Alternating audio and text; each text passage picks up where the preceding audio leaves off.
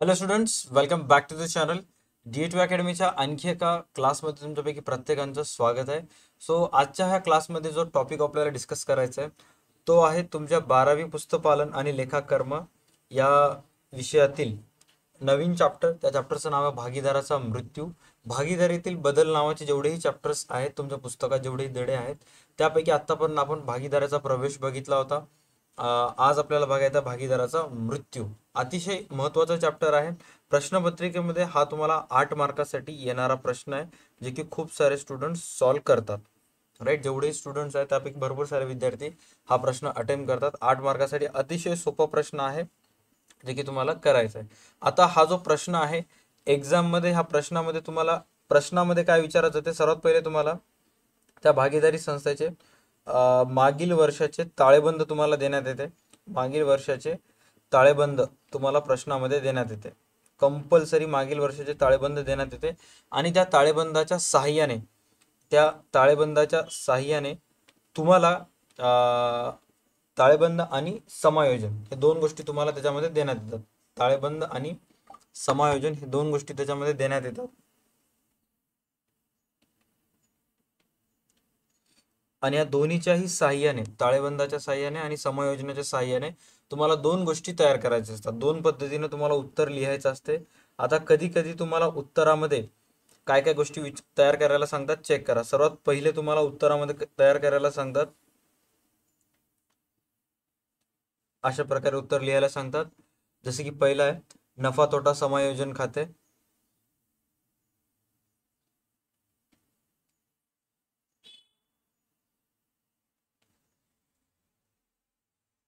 नफा तोटा समायोजन खाते. त्याच्यानंतर दुसरा दिलेला आहे, जे की तुम्हाला तयार करावं लागते, ते म्हणजे भांडवल खाते. सर्व भागीदाराचे भांडवल खाते, सर्व भागीदाराचे भांडवल खाते तुम्हाला तयार करावं लागते. आणि तिसरं आहे ह्याच्यामध्ये तुम्हाला नेक्स्ट जे अकाउंट तयार करावं लागते ते म्हणजे रोख खाते.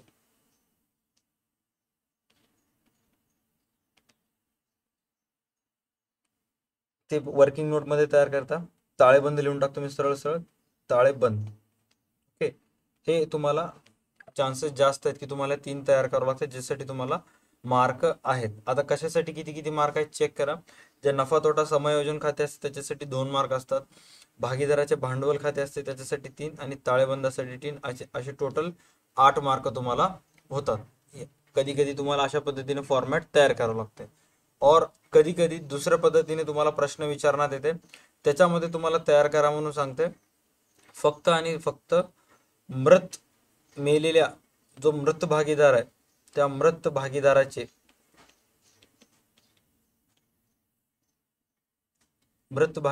भांडवल खाते, मृत भागीदाराचे भांडवल खाते तुम्हाला तयार करण्यास सांगते. आणि त्या तयार करण्यामागचा मुख्य हेतू काय असतो की मृत भागीदाराचे भांडवल खाते तयार करण्यामागचा की त्याच्या वारसाला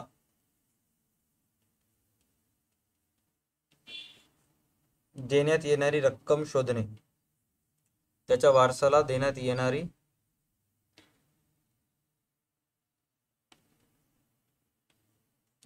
रक्कम शोधणे. त्याच्या वारसाला देण्यात येणारी रक्कम शोधणे हा त्याच्या मागचा एकमात्र मुख्य हेतू असतो. राईट. आणि तुम्हाला त्याच्यानंतर आणखी काही फॉर्मॅट तुम्हाला वर्किंग नोटमध्ये तयार करायला सांगतात, जसे की ख्यातीचे मोजमाप,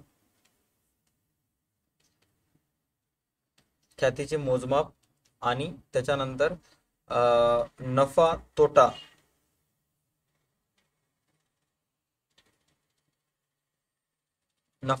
निलंबित.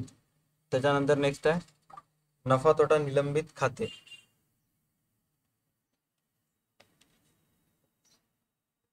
रक्कम शोधणे आणि त्याच्यासाठी जे वर्किंग नोट आहे ते तुम्हाला फाइंड आउट करावी लागेल. नफा तोटा निलंबित खात्याची रक्कम शोधणे आणि त्यासाठी जी वर्किंग नोट आहे फाइंड आउट करणे. तर अशा पद्धतीने समटाइम्स तुम्हाला तयार करावं लागते. एक तर तुम्हाला हे 3 गोष्टी तयार करावं लागतात, ज्याच्यासाठी तुम्हाला 8 मार्क मिळतात. किंवा दुसरं आहे मृत भागीदाराचे भांडवल खाते, नफा तोट्याचे मोजमाप आणि नफा तोटा निलंबित खात्याचे वर्किंग नोट तुम्हाला तयार करावी लागते. ऑलराईट. आणि ह्याला किती किती मार्क आहेत? मृत भागीदाराचे भांडवल खाते तयार करण्याला तुम्हाला 4 मार्क आहेत, ख्यातीचे मोजमापसाठी 2 आणि नफा तोटा निलंबित खात्याचे मोजमापसाठी 2, असे टोटल 8 मार्क तुम्हाला मिळतात. कोणतंही येऊ शकते एक्झाम मध्ये, कोणत्याही पद्धतीने तुम्हाला उत्तर तयार करायचं असते जे तुम्हाला तयार करायचं आहे. ओके.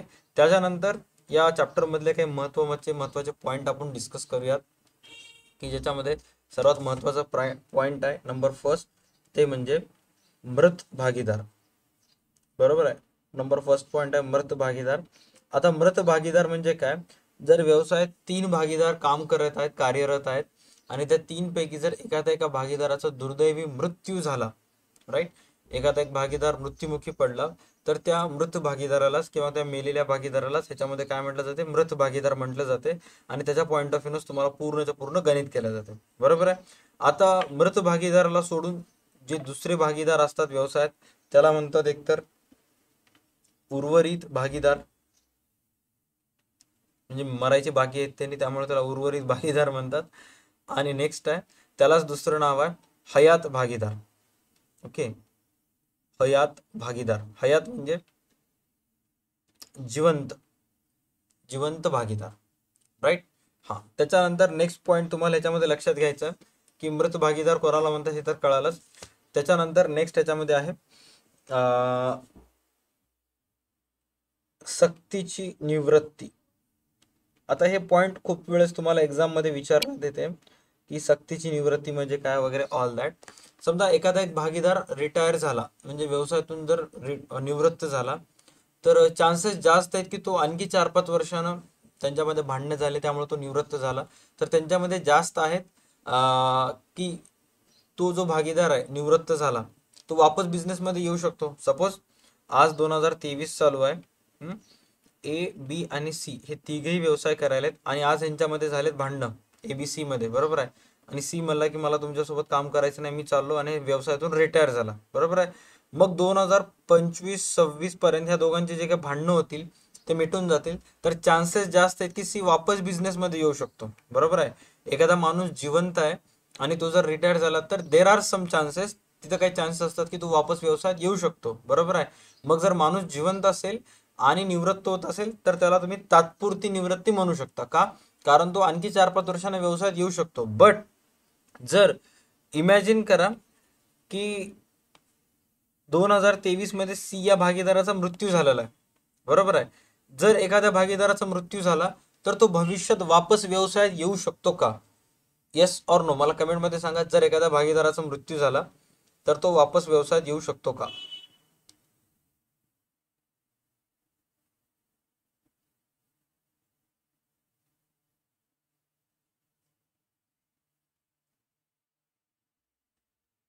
No sir.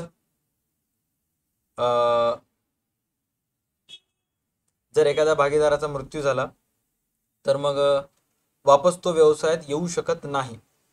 त्यामुळं त्याला सक्तीची निवृत्ती म्हटली जाते. बरोबर. एखादा भागीदाराचा मृत्यू झालेला असेल, तर तो वापस व्यवसायात येऊ शकत नाही. तो जर व्यवसायात आला तर बाकीचे पार्टनर जिवंत राहू शकत नाही, त्यामुळे त्याला सक्तीची निवृत्ती म्हटली जाते. ओके. हा. त्याच्यानंतर नेक्स्ट आहे ज्याला इंग्लिशमध्ये म्हटलं जाते गेन रेशो. राईट. कोणी सांगू शकेल गेन रेशोला मराठीत काय म्हटलं जाते? जसं ऍडमिशन ऑफ पार्टनर मध्ये तुम्ही त्यागाचे रेशो काढला होता, ऍडमिशन ऑफ पार्टनर मध्ये त्यागाचे रेशो काढला होता, तसंच इथे तुम्हाला गेन रेशो काढावं लागते. ओके. तर काय वाटतंय गेन रेशोला काय म्हणतात त्याच्यामध्ये, किंवा त्यागाचे प्रमाण काढले जाते. बरोबर. लाभाचे प्रमाण म्हणतात सर. ऍडमिशन ऑफ पार्टनर मध्ये त्यागाचे प्रमाण काढले जाते, डेथ ऑफ पार्टनर मध्ये लाभाचे प्रमाण काढले जाते. बरोबर आहे. लाभाचे प्रमाण. आता लाभाचे प्रमाण म्हणजे एक्झॅक्ट काय? लाभाचे प्रमाण म्हणजे एक्झॅक्ट काय? किती सोपं आहे. सपोज ABC हे तिघं बिझनेस करायले 2022 पासून. ओके. तर 2022 म्हणजे मागच्या वर्षी झालेलं जे प्रॉफिट आहे ह्या तिघांमध्ये डिस्ट्रीब्यूट होत होता. ABC या 3 जणांमध्ये ते मागच्या वर्षीचा प्रॉफिट डिस्ट्रीब्यूट होता. दुर्दैवाने बी या भागीदाराचा मृत्यू झाला, बीचा मृत्यू झाला. मग ज्या वर्षी बीचा मृत्यू झाला त्याच्या नंतरच्या वर्षीपासून व्यवसायाला जे होणारा प्रॉफिट आहे ते किती जणांमध्ये डिस्ट्रीब्यूट करण्यात येते? ज्या प्रॉफिटचे अगोदर 3 हिस्से करून तिघांना देण्यात येत होतात, तर त्याच प्रॉफिटचे आता किती हिस्से होतील? 2 हिस्से होतील. बरोबर आहे. एखाद्या प्रॉफिटचे 3 हिस्से केल्यानंतर जास्त प्रॉफिट येते का 2 हिस्से? ऑब्व्हियसली सर 2 हिस्से केल्यानंतर जास्त प्रॉफिट येते. म्हणजे सपोज जर एखादा भागीदाराचा मृत्यू झाला तर त्याच्या मृत्यू पश्चात जे उर्वरित भागीदार आहेत त्यांना मिळणारा नफा थोडासा जास्त असतो, मोबदला जास्त असतो. म्हणून लाभाचे प्रमाण याच्यामध्ये तुम्हाला कॅल्क्युलेट करावं लागते, मोजावे लागते. आता त्यागाचे प्रमाण आणि लाभाचे प्रमाण हे दोन्ही एकसारखे आहेत, फक्त थोडंसं सूत्र तुम्हाला मॅनेज करायचं आहे. जसं की त्यागाचे प्रमाणमध्ये जुन्या रेशोतून, जुन्या प्रमाणातून नवीन प्रमाण मायनस करायचं आहे तुम्ही. तसंच लाभाचे प्रमाणमध्ये तुम्हाला काय करायचं आहे? नवीन प्रमाणातून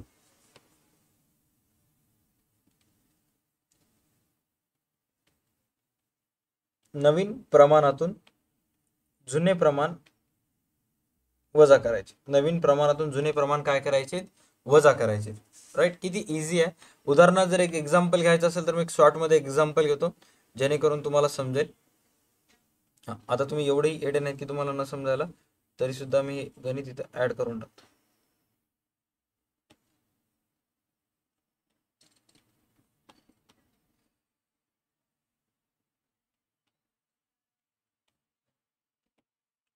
आता ह्याच्यामध्ये चेक करा. ह्याच्यामध्ये तुम्हाला पार्टनरचे नावं काय दिसायलेत? A B C. आता एवढं तर कळते, मराठी मीडियमचे असेल तर एवढं तर वाचता येते. ओके. ए बी सी हे पार्टनर्स आहेत. त्यांचं प्रॉफिट लॉस शेअरिंग रेशो किती आहे? त्यांचं प्रॉफिट लॉस शेअरिंग रेशो आहे सर 2:1:2. 2:1:2 त्यांचं प्रॉफिट लॉस शेअरिंग रेशो आहे. आणि बीचं सपोज रिटायर म्हणल्यापेक्षा आपण असं इमॅजिन करूयात की बीचा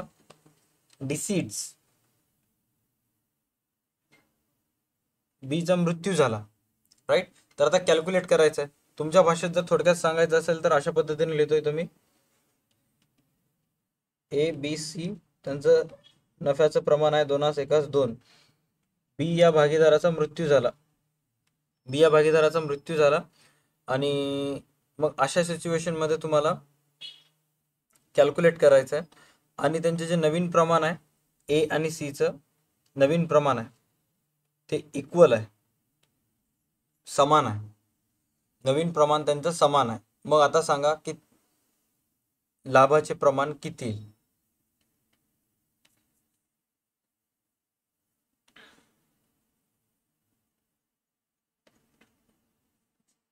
आणखी एक महत्वाची गोष्ट की तो बी या भागीदाराचा मृत्यू झालेला आहे. बरोबर आहे. नवीन प्रमाण त्यांचं काय? 1:1. ओके. आता तुम्हाला लाभाचे प्रमाण कॅल्क्युलेट करायचं. लाभाचे जे प्रमाण असते, जे कॅल्क्युलेट करता तुम्ही लाभाचे प्रमाण, ते फक्त आणि फक्त तुम्हाला उर्वरित भागीदारांचं कॅल्क्युलेट करावं लागते. मृत भागीदाराचं लाभाचं प्रमाण येत नाही, उर्वरित भागीदाराचेच येते. चलो कॅल्क्युलेट करा. सरकट ते सांगा की एच आणि बी पैकी एच न्यू रेशो किती आहे? न्यू रेशो 1 आहे. 1/2 येईल ना? हा 1/2 कसं आलं ते? सर ते तुम्ही एकाच एक म्हणले नंतर नवीन रेशो त्यांचा. हा. त्यापैकी मग झाले त्याच्यामुळे 1:1 2 हिस्से करणार, 1:2. त्यामुळे 2 पैकी 1 एकाला 2 एकाला. राईट. शाबाश. त्याच्यातून वजा करायचा. त्यांचं जुन्य रेशो किती आहे? एचं 2/5 येईल हा 2. आणि बीचं सुद्धा किती येईल? 2/5. 2/5 कसं आलं? कारण त्यांचे जुने प्रमाण चेक करा. 2:1:2 आहे. राईट. तर एकूण जुने प्रमाणामध्ये किती हिस्से करत होते त्यांनी? 5. तर 5 पैकी ए ला किती हिस्से भेटायले? 2. आणि सी ला सुद्धा, सॉरी, बीचा मृत्यू झाला ना, मग इथे सीचं नाव येईल. आणि सी ला किती भेटायलेत? सी ला सुद्धा 2/5 भेटायलेत. राईट. आता क्रॉस गुणाकार करा आणि आन्सर तुमच्या समोर असेल. 5:1:5, 4:2 2 4, 5:2 10. सेम इथं तेच येईल. आन्सर आलं 1:1. 1:1. म्हणजे त्यांच्या नवीन लाभाचे प्रमाण किती आहे? 1:1 आहे. डन. चलो नेक्स्ट थोडंसं एक स्टेप अहेड जाऊयात आता. एक एक गोष्टी तर आपण डिस्कस करायला होतं, लाभाचे प्रमाण सुद्धा डिस्कस झालं. त्याच्यानंतर नेक्स्ट पॉइंट याच्यामध्ये आहे ते म्हणजे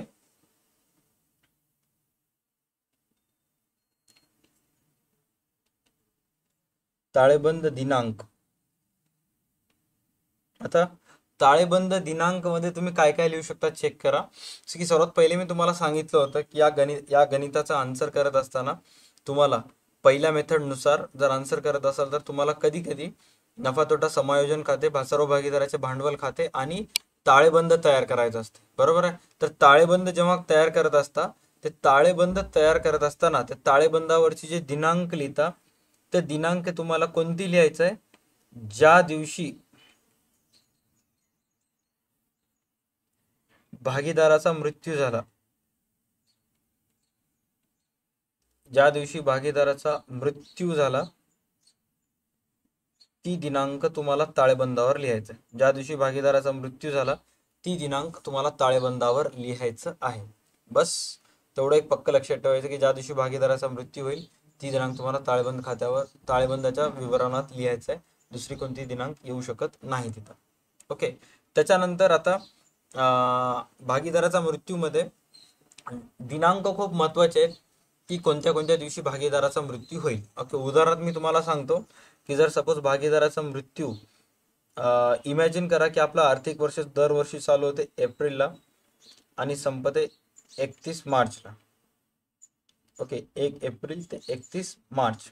तर आता इमॅजिन करा, विचार करा की 1 जुलैला एखाद्या भागीदाराचा मृत्यू झाला. 1 जुलैला 1 जुलैला एखाद्या भागीदाराचा मृत्यू झाला तर त्याचा किती महिने तो जिवंत होता, त्याचा कालावधी सांगा मला. जर 1 जुलैला त्यांना जर मेला तर तो किती महिने जिवंत होता. एप्रिलला आर्थिक वर्ष चालू झालं तर मोजा आता एप्रिलच्या आर्थिक वर्षापासून शेवटपर्यंत किती महिने तो जिवंत 3 होता. महिने. एप्रिल, मे, जून. जून बरोबर आहे. जुलैच्या जर पहिल्याच दिवशी मेला म्हणजे तो किती महिने जिवंत होता, तो जिवंत होता 3 3 महिने. महिने. 3 महिने. तर तुम्हाला कालावधी फाइंड आउट करता आला पाहिजे की किती महिने जिवंत होता आणि वर्ष कमी असताना किती महिने मेला. आता वर्षला कमी असताना तो किती महिने कमी असताना मेला वर्ष संपायला, 9 मंथ्स. सरळ सरळ वर्षभरात टोटल किती महिने असतात, 12. 12 पैकी इथे 3 आलं म्हणजे इनडायरेक्टली ते किती येईल, 9 येईल. ओके. आता इमॅजिन करा की त्या भागीदाराचा जो मृत्यू आहे तो 1 ऑक्टोबरला झालेला आहे. 1 ऑक्टोबरला झालेला आहे. तुमचं वर्ष कधी स्टार्ट होईल, 1 एप्रिल. 1 एप्रिल ते 1 ऑक्टोबर किती महिने होतात, एप्रिल, मे, जून, 6 महिने. जुलै, ऑगस्ट, सप्टेंबर. सप्टेंबरला 6 महिने झाले बरोबर. ऑक्टोबरच्या पहिल्या तारखेला मेला म्हणजे इथे किती महिने येतील, 6 महिने. आणि इथे सुद्धा किती महिने कमी असताना मेला होता, 6 महिने. लास्ट डेट सपोज त्या भागीदाराचा मृत्यू 31 डिसेंबरला झाला,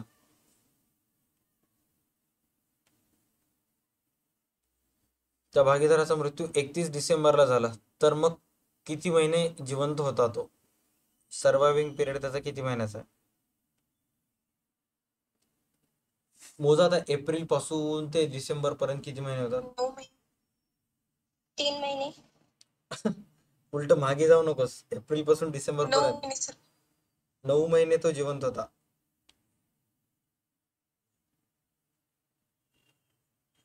9 महिने तुझं टोटल सर्वायव्हिंग कालावधी आहे. 3 महिने कमी असताना तो मेला वर्ष संपायला. ओके. तुम्हाला ह्या डेटवर फोकस करायचा आहे की तो किती महिने जिवंत होता.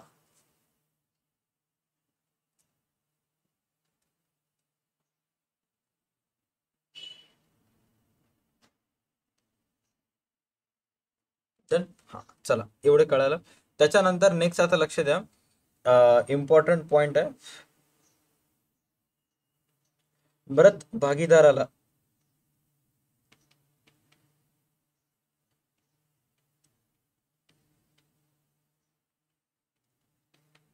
देण्यात येणारी रक्कम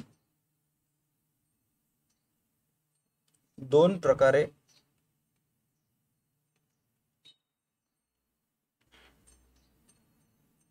परत केली जाते. मृत भागीदाराला देण्यात येणारी रक्कम दोन प्रकारे परत केली जाते. आता ते दोन प्रकार कोणते कोणते आहेत? पहिलं प्रकार आहे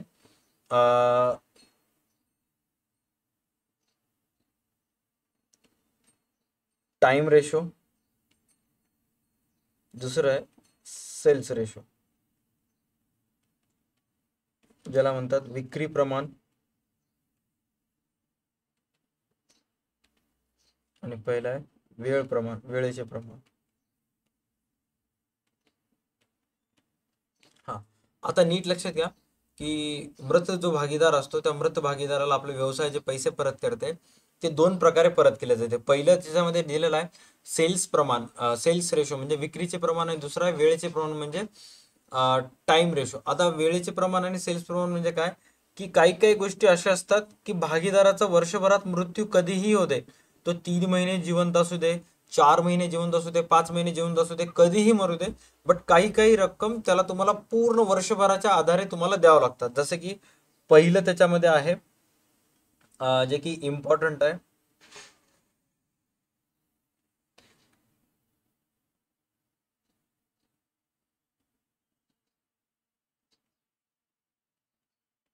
नफा तोटा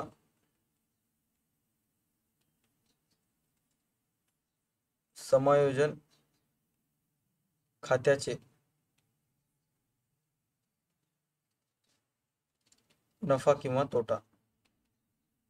नफा तोटा जो समायोजन काढता तुम्ही, त्या नफा तोटा खात्याचे जे प्रॉफिट आहे ते तुम्हाला डायरेक्ट वर्षभराच्या हिशोबाने द्यावं लागतं. वर्षभराच्या हिशोबाने म्हणजे त्याला तुम्हाला 3 महिन्याचं 6 महिन्याचं कॅल्क्युलेट करत नाही, डायरेक्ट वर्षभराचं देऊन टाकायचं, बरोबर आहे. त्यानंतर त्या मृत भागीदाराच्या नावाने असणारी ख्याती, व्यवसायाची ख्याती आहे त्या मृत भागीदाराच्या नावाने असणारी ख्याती, ते तुम्हाला त्याला वर्षभराच्या हिशोबानं देऊन टाकावी लागते, राईट. त्याच्यानंतर नेक्स्ट आहे सर्वसाधारण राखीव.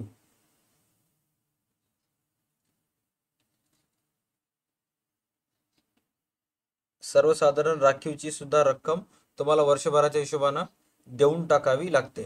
कोणते कोणते गोष्टी आहेत चेक करा. नफा तोटा समायोजन खात्याचे भांडवल म्हणजे जे profit and loss adjustment account सर्वात पहिले तुम्ही तयार करता, त्याचं नेट जे कोण काय प्रॉफिट लॉस आहे ते. त्यानंतर गुडविल, ख्यातीची रक्कम आणि सर्वसाधारण राखीव, असे काही अमाऊंट आहेत की जे की तुम्हाला वर्षभराच्या हिशोबाने त्याला देऊन टाकावे लागतात. त्याच्यानंतर नेक्स्ट आहे जे की ताळेबंदामध्ये तुम्हाला नफा तोटा खात्याची न वाटलेली नफा तोटा खात्याची रक्कम येते, त्याला काय म्हणतात कोणी सांगू शकतं का? ताळेबंदाच्या कधी कधी संपत्ती बाजूस येते नफा तोटा खाते किंवा देयते बाजूस येते, त्याला काय म्हणतात?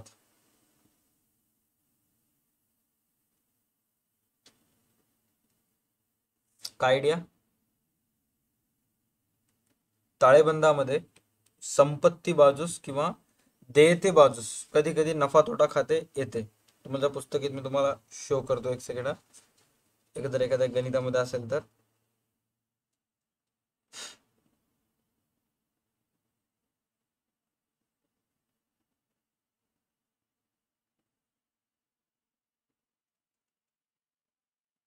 जर नफा तोटा खातेच म्हणतात का? हो सर. अवितरित, हो सर. अवितरित किंवा अनडिस्ट्रीब्युटेड म्हणलो ना, अनडिस्ट्रीब्युटेड म्हणजे न वाटलेले, राईट. मला फक्त ते अनडिस्ट्रीब्युटेडचा मराठी शब्द जाणून घ्यायचं होतं आणि रिझन तुम्हाला माहितीच आहे.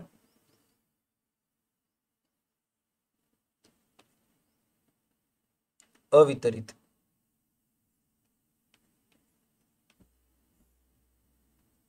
अवितरित नफा तोटा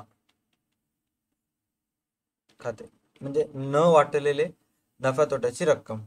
आता हे जे न वाटलेले नफ्या तोट्याची रक्कम आहे हे कशा पद्धतीने डिस्ट्रीब्यूट करण्यात येते चेक करा. जे जर भांडवल बाजूस म्हणालो, जर संपत्ती बाजूस अवितरित नफा तोटा खाते आले तर त्याची नोंद भागीदाराच्या भांडवल खात्याच्या नावे केली जाते, आणि जर देयते बाजूस अवितरित नफा तोटा आले तर त्याची नोंद भागीदाराच्या भांडवल खात्यास जमा केली जाते, राईट. क्रॉसमध्ये त्याचं हे होते आणि त्याची किर्दनोंदी सुद्धा होते, जे की तुम्हाला करायचं आहे. जर भागीदाराच्या भांडवल खात्याच्या नावे बाजूस तुम्ही लिहिला तर त्याची नोंद होईल भागीदाराच्या भांडवल खाते नावे अवितरित नफा तोटा खाते जमा, राईट. किंवा मग भागीदार बॅलन्स शीट ट्रायल बॅलन्स ताळेबंदाच्या देयते बाजूस जर आलं तर तुम्हाला त्याची नोंद भागीदाराच्या भांडवल खात्याचा जमा बाजूस करायचा आहे. मग त्यावेळेस कीर्द नोंदी काय होईल, अवितरित नफा तोटा खाते नावे भागीदाराचे भांडवल खात्यात जमा, अशा पद्धतीने ते नोंद करावी लागते. ऑलराईट.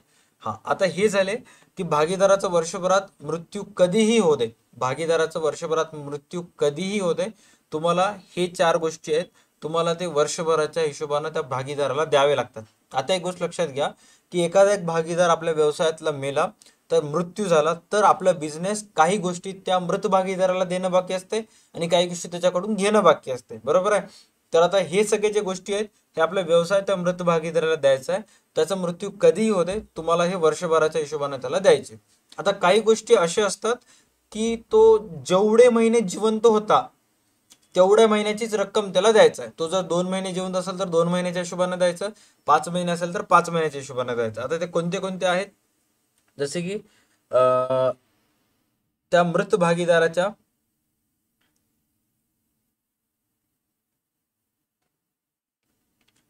भांडवलावरील व्याज, त्या मृत भागीदाराच्या भांडवलावरील व्याज हे तुम्हाला जेवढे महिने जिवंत होतात तेवढा महिन्याचंच व्याज द्यायचं आहे. 3 महिने जिवंत असेल तर 3 महिन्याचं व्याज त्याला द्यायचं आहे. बरोबर आहे. त्यानंतर उचलीवरील व्याज, उचलीवरील व्याज. आता कधी कधी ह्या दोन्हीची व्याजाची रक्कम तुम्हाला ऑलरेडी गणितामध्ये कॅल्क्युलेट करून दिलेली असते, मोजून दिलेली असते, तुम्हाला फक्त त्याची पोस्टिंग करायचं आहे. आणि कधी कधी तुम्हाला फक्त अमाऊंट दिलेलं असतं जे की तुम्हाला स्वतः कॅल्क्युलेट करावं लागते. ओके. भांडवलावरील व्याज, उचलीवरील व्याज, त्यानंतर मृत भागीदाराचे वेतन व कमिशन, मृत भागीदाराला देण्यात येणारे वेतन किंवा कमिशन किंवा मध्यस्थी सुद्धा आपण म्हणतो, हे तुम्हाला त्याला वर्षभराच्या हिशोबाने द्यावं लागते. काय काय वर्षभराच्या हिशोबाने द्यावं लागते, भांडवलावरील व्याज, उचलीवरील व्याज आणि मृत भागीदाराचे वेतन किंवा कमिशन. आणि त्याच्यानंतर सर्वात इम्पॉर्टंट आहे आणि महत्वाचं आहे ते म्हणजे नफा तोटा खाते,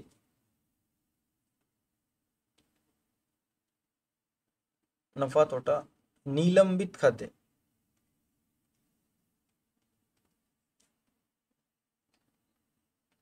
नफा तोटा निलंबित खात्याची रक्कम, नफा तोटा निलंबित खात्याची रक्कम जी आहे तुम्हाला जेवढे महिने तो जिवंत होता तेवढ्या महिन्याच्या हिशोबाने तुम्हाला द्यायचं. हे नोट्स खूप महत्वाचे आहेत, एकदम सोप्या भाषेत तुम्हाला लिहून भेटायला. व्यवस्थित चेक करा की कुठं कुठं काय काय आलंय काय नाही. ते मी काय सांगितलं होतं की भागीदाराचा मृत्यू कधीही होते वर्षभरात, काही गोष्टी त्याला पूर्ण वर्षभराच्या हिशोबाने द्यायच्या असतात, ज्याला विक्री प्रमाण म्हणतात. जसे की नफा तोटा समायोजन खात्याची रक्कम, ख्याती, सर्वसाधारण राखीव आणि उर्वरित नफा तोटा खाते किंवा अवितरित नफा तोटा खात्याची रक्कम तुम्हाला वर्षभराच्या हिशोबाने द्यायची असते. काही काही गोष्टी जेवढे महिने जिवंत होतात तेवढ्याच महिन्याची द्यायची असतात. जसे की वेळेचे प्रमाणानुसार भांडवलावरील व्याज, उचलीवरील व्याज, भागीदाराचे मृत झालेल्या भागीदाराचे वेतन आणि कमिशन किंवा नफा तोटा निलंबित खात्याची रक्कम जी आहे ते 2 महिने जिवंत होतात त्याच आधारावर त्याला द्यायचे. ओके. चला आता आपण काय करूयात, तुमच्या पुस्तकामध्ये जेवढेही प्रॉब्लेम्स दिलेले आहेत, जेवढेही गणित तुम्हाला तुमच्या पुस्तकामध्ये दिलेले आहेत त्याच्यातून आपण नफा तोटा निलंबित खात्याची रक्कम एक एक गोष्टी जाणून घेऊयात. ओके.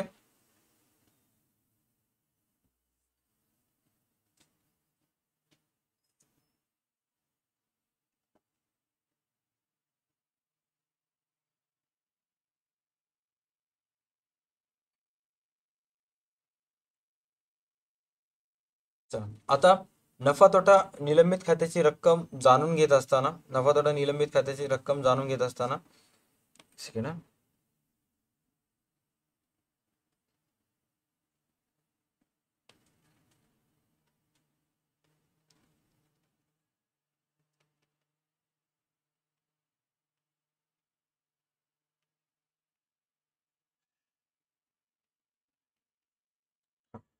आता हे जे नफा तोटा निलंबित खाते आहे ह्याची रक्कम जाणून घेत असताना तुम्हाला काही स्टेप्स फॉलो करावं लागतात. बरोबर आहे. तुम्हाला सरासरी नफा पद्धतीचा वापर करून ॲव्हरेज प्रॉफिट मेथड सरासरी पद्धतीचा वापर करून कॅल्क्युलेट करावं लागते, बरोबर आहे. ॲव्हरेज प्रॉफिट मेथडनुसार सरासरी नफा पद्धतीनुसार कॅल्क्युलेट करावे लागतात. त्याचे काही सूत्र आहेत ते सुद्धा आपण बघूयात. ओके, चला सर्वात पहिले चेक करा. ह्याच्यामध्ये तुम्हाला भागीदाराचं नाव काय दिलेलं आहे? सर आपल्याला भागीदाराचं नाव दिलेलं आहे रेखा, मेनका आणि मुक्ता. हे त्या 3 भागीदारांची नावं आहेत ज्यांचं जुने प्रमाण आहे. म्हणजे जेव्हा मृत भागीदार जिवंत होता त्यावेळेस त्यांच्या नफ्या तोट्याची वाटणी 2:1:1 या रेशोनुसार व्हायची. ओके, त्यानंतर 1 जुलै 2019 रोजी 1 जुलै 2019 रोजी मुक्ता या भागीदाराचा मृत्यू झाला. ओके, तर सर्वात पहिले फटाफट मला आता कमेंटमध्ये सांगा की मुक्ता किती महिने जिवंत होती. सर 1 जुलै 2019 रोजी तिचा मृत्यू झाला. आपलं आर्थिक वर्ष संपायला 31 मार्च 2019ला. म्हणजे सर 3 महिने ती जिवंत होती. कोणते 3 महिने? एप्रिल, मे आणि जून असे हे 3 महिने ती जिवंत होती. किती महिने ती जिवंत होती? 3 महिने ती जिवंत होती, बरोबर आहे. आता मग नफा तोटा निलंबित खाते जर तुम्हाला जाणून घ्यायचं असेल तर तुम्हाला 3 महिन्याच्या हिशोबाने काय काय मोजावे लागेल. चला या इथे त्याच्याबद्दल इन्फॉर्मेशन काय दिलेलं आहे चेक करा.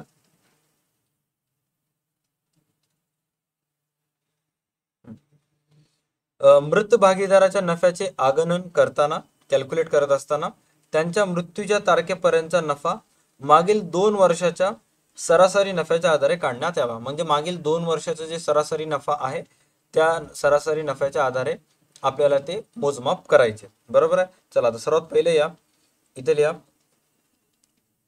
मागील 2 वर्षाचा एकूण नफा. एक्झाम मध्ये तुम्हाला ह्या पद्धतीला मार्क आहेत त्यामुळे इथे लिहा एकूण नफा. सूत्र आहे नफा वजा तोटा. चला मागील 2 वर्षाचा एकूण नफा चेक करा किती दिलेला आहे. आता मागील 2 वर्ष म्हणजे तुम्हाला असे इथून जायचं आहे, शेवटचे 2 वर्ष मोजायचे. तृतीय वर्षाचं आणि चतुर्थ वर्षाचा नफा तुम्हाला इथे किती दिलेला आहे? 70,000 आणि 50,000 दिलेला आहे. तर या दोन्हीची मोजमाप करायची. 70,000 आणि 50,000 ह्या दोन्हीचे करा मोजमाप. एकूण तुमचा नफा किती आला? सर एकूण आपला नफा आला 1,20,000. एकूण नफा किती आला? 1,20,000. दुसरी स्टेप त्याच्यामध्ये आहे सरासरी नफा.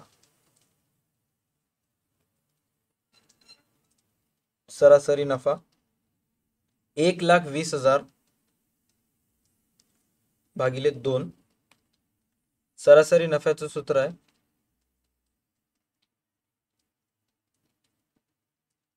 एकूण नफा भागिले वर्ष. 2 वर्षाचं दिलेलं आहे तर वर्षभराचं टोटल किती आलं तुमचं? 60,000 रुपये हा तुमचा सरासरी नफा आला, बरोबर आहे. हा तिसरा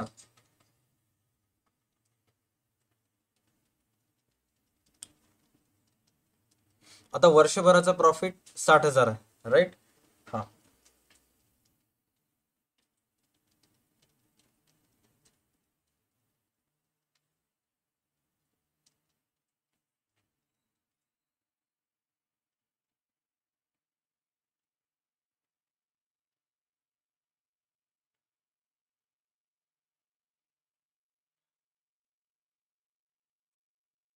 तिसरी स्टेप आहे मृत्यूच्या कालावधीपर्यंतचा नफा.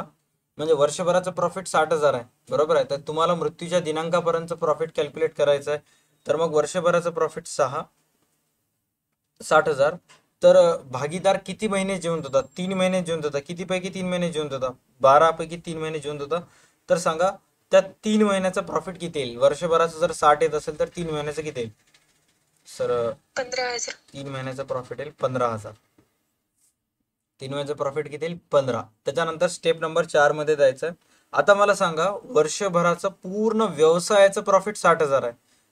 3 महिन्याचं जे प्रॉफिट आहे पूर्ण व्यवसायाचं 3 महिन्याचं प्रॉफिट 15,000 आहे. एकट्या मुक्ताचं नाही, एकट्या मुक्ताचं नाही, पूर्ण व्यवसायाचं 3 महिन्याचं प्रॉफिट 15,000 आहे. आता त्या 3 महिन्याच्या 15,000 प्रॉफिट मधून तुम्हाला मुक्ताचा हिस्सा बाजूला काढायचा आहे, राईट. मग ते कसं कॅल्क्युलेट करावं लागेल? मुक्ताचा हिस्सा पूर्णच्या पूर्ण इथे लिहायचं तुम्हाला.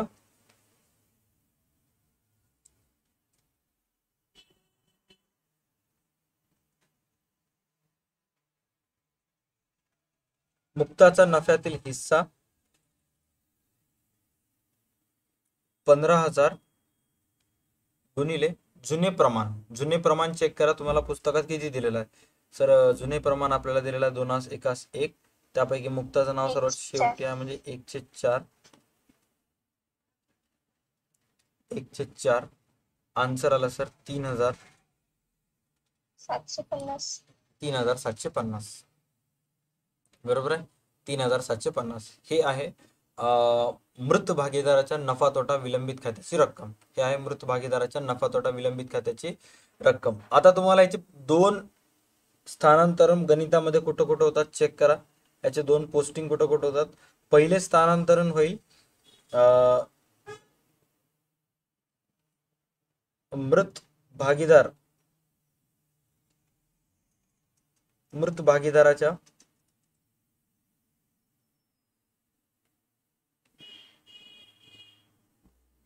भांडवल खात्यास जमा हा आणि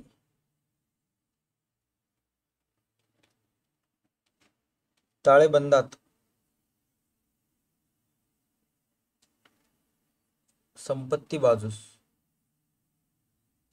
ताळेबंदात तुम्हाला कोणत्या साईडला शो करायचं आहे, संपत्ती बाजूस तुम्हाला हे शो करायचं. हे 2 इम्पॉर्टंट पॉइंट. तिसऱ्या याच्याशी रिलेटेड महत्वाचं आहे की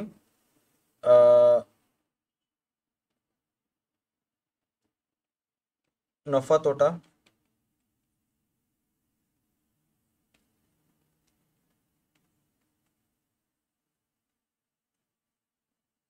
निलंबित खात्याची जी रक्कम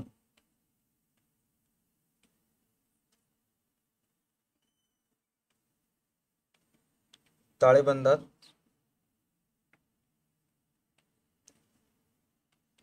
संपत्ती बाजूस लिहिता त्यातून म्हणजे नफा तोटा निलंबित खात्याची जी रक्कम ताळेबंदात तुम्ही संपत्ती बाजूस लिहिता त्यातून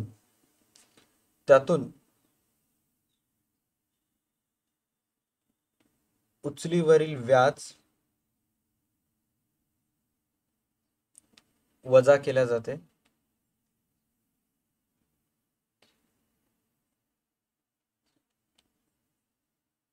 व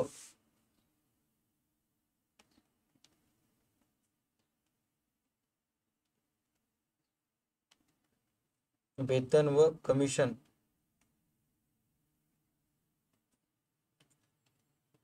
त्यात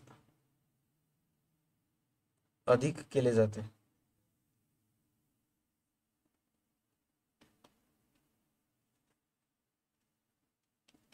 हे एक्स्ट्रा इन्फॉर्मेशन आहे की ताळेबंदाच्या संपत्ती बाजूस जे तुम्ही नफा तोटा निलंबित खाते लिहिता तर नफा तोटा निलंबित खात्याच्या रकमेतून उचलीवरील व्याज त्या नफा तोटा निलंबित खात्यातून मायनस केल्या जाते, वजा केल्या जाते आणि त्याच्यामध्येच जे वेतन आहे मृत भागीदाराला मिळणारं वेतन किंवा त्याच्या नावाचं जे कमिशन असेल त्याची रक्कम त्याच्यामध्ये अधिक केल्या जाते, ऍड केल्या जाते. ओके.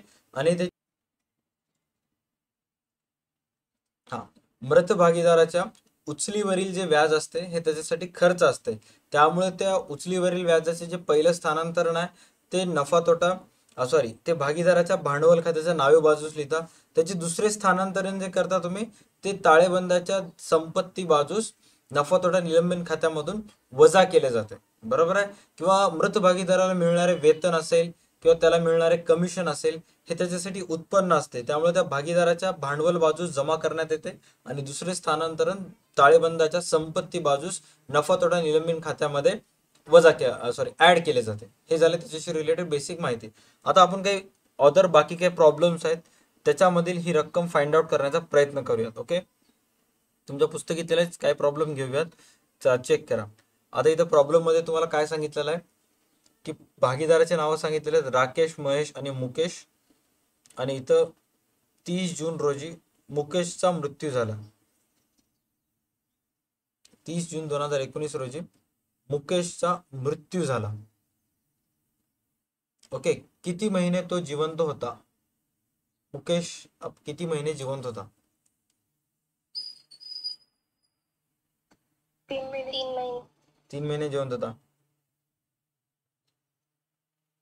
पक्का सर? तो 3 महिने जिवंत होता. हो सर. ठीक आहे, 3 महिने जिवंत होता. चेक करा इथं काय सांगितलेलं आहे.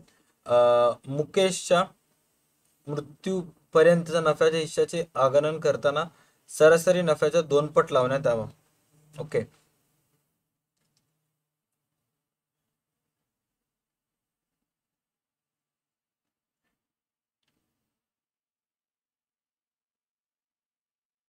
आणि खाली काय सांगितलेलं आहे, आणि नफा पहिले वर्ष, दुसरं वर्ष, तिसरं वर्ष. ठीक आहे. तर आता आपल्याला काय करायचं आहे, मागच्या 4 वर्षाचं, 5 वर्षाचं ॲव्हरेज प्रॉफिट आपल्याला कॅल्क्युलेट करायचं. ओके. आणि number of year of purchase म्हणजे सरासरी नफ्याच्या किती पट तुम्हाला इथे घ्यायला सांगितलेलं आहे? 2 पट घ्यायला सांगितलेलं आहे. चला करा बेरीज. या 5 वर्षाच्या नफ्याची बेरीज किती होते सर? या 5 वर्षाची नफ्याची बेरीज 60,000 राहिली 60,000.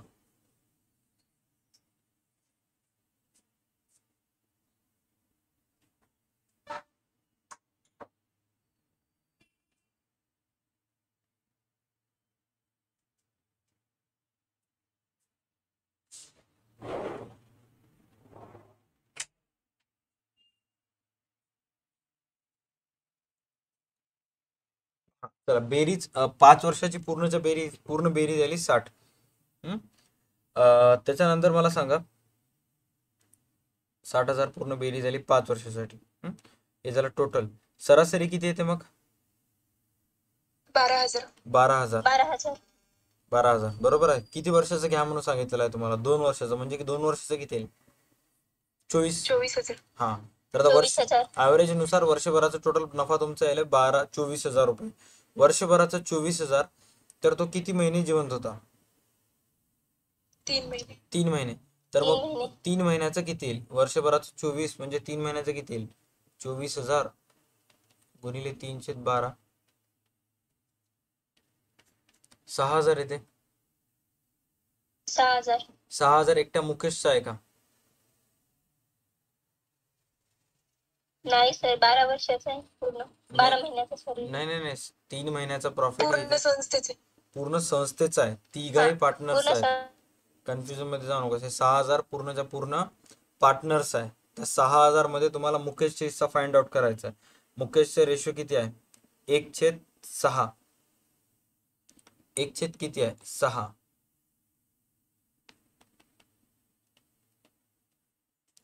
नफा तोटा निलंबित खाते 1,000 आले का चेक करा. तोंडी निघते. फक्त एक्झाम मध्ये तुम्हाला मांडणी करत असताना हे अशा पद्धतीचे एकदम सिस्टमॅटिक मांडणी करायचं, जेणेकरून तुम्हाला 2 मार्क मिळतील. ओके. अदरवाईज हे कॅल्क्युलेट करायला जास्त वेळ लागत नाही, 2 मिनिटाच्यात होऊन जाते ते. 1,000 येत आहे का चेक करा.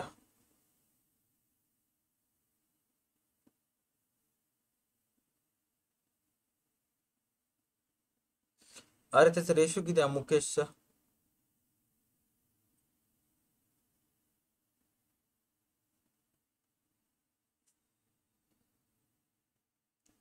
एक छेद 6 सर. 1/6. मी 1 किती केलो? मी 5 केलो का? हं. नाही 6च केलो ना. 1,600 येते सर. कसं काय 1,600? सर 24,000 आले ना सरासरी नफा. हा मग 3 तर महिन्याचे 24,000 डिवाइड 6 आणि गुणुले 1 करायचं. नाही नाही नाही 1/6 आहेत. 24,000 पूर्ण वर्षभराचा आहे ना आपला. मग त्याला भागिले 6 1 गुणुले 1 मग 4,000 येते आणि 4,000 परत त्याचा हिस्सा भागिले 5 आणि गुणुले 2. नाही 5 रेशो त्यांचं किती आहे मला सांग ना. रेशो 3:2:1 आहे बरोबर. मुकेशचा हिस्सा किती आहे त्याच्यामध्ये? 1/6 आहे मुकेशचा हिस्सा, राईट. हे बघा, हा टोटल आपलं प्रॉफिट किती आलं होतं मागच्या 5 वर्षाचं? 60,000 रुपये टोटल आपलं प्रॉफिट आलं होतं, राईट. म्हणजे 5च्या 5 वर्षाची बेरीज. हा 60,000 पूर्ण बेरीज आहे. तर त्याला डिवायडेड बाय 5 केलं होतं आपण. तर वर्षभर म्हणजे ऑन अन ॲव्हरेज प्रॉफिट 12,000 आलं. Number of year of purchase तुम्हाला किती वर्षाचं घ्या म्हणून सांगितलेलं आहे? 2 वर्ष. हा मग 2 वर्षाचं किती आलं? 24,000 रुपये आलं. 2 वर्षाचं प्रॉफिट आलं 24,000. आता वर्षभराचं 24,000 तर 3 महिन्याचा प्रॉफिट किती येते on an average?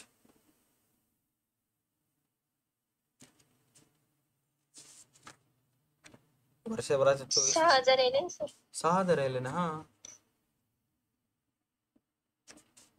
Any guess? कोणी कुठे मिस्टेक झालेला कोणी सांगू शकते? बुक मध्ये नाही दिलेलं सर असं. बुक मध्ये काय दिलेलं आहे? 1,600 तर बुक मध्ये आधी आधी हिस्सा काढला आणि नंतर मग ते महिने काढले त्याचे.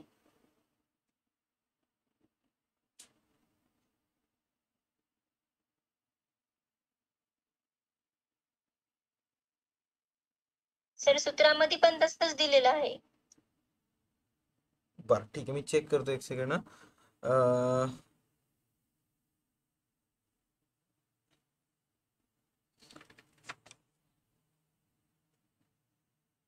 Last 2 years.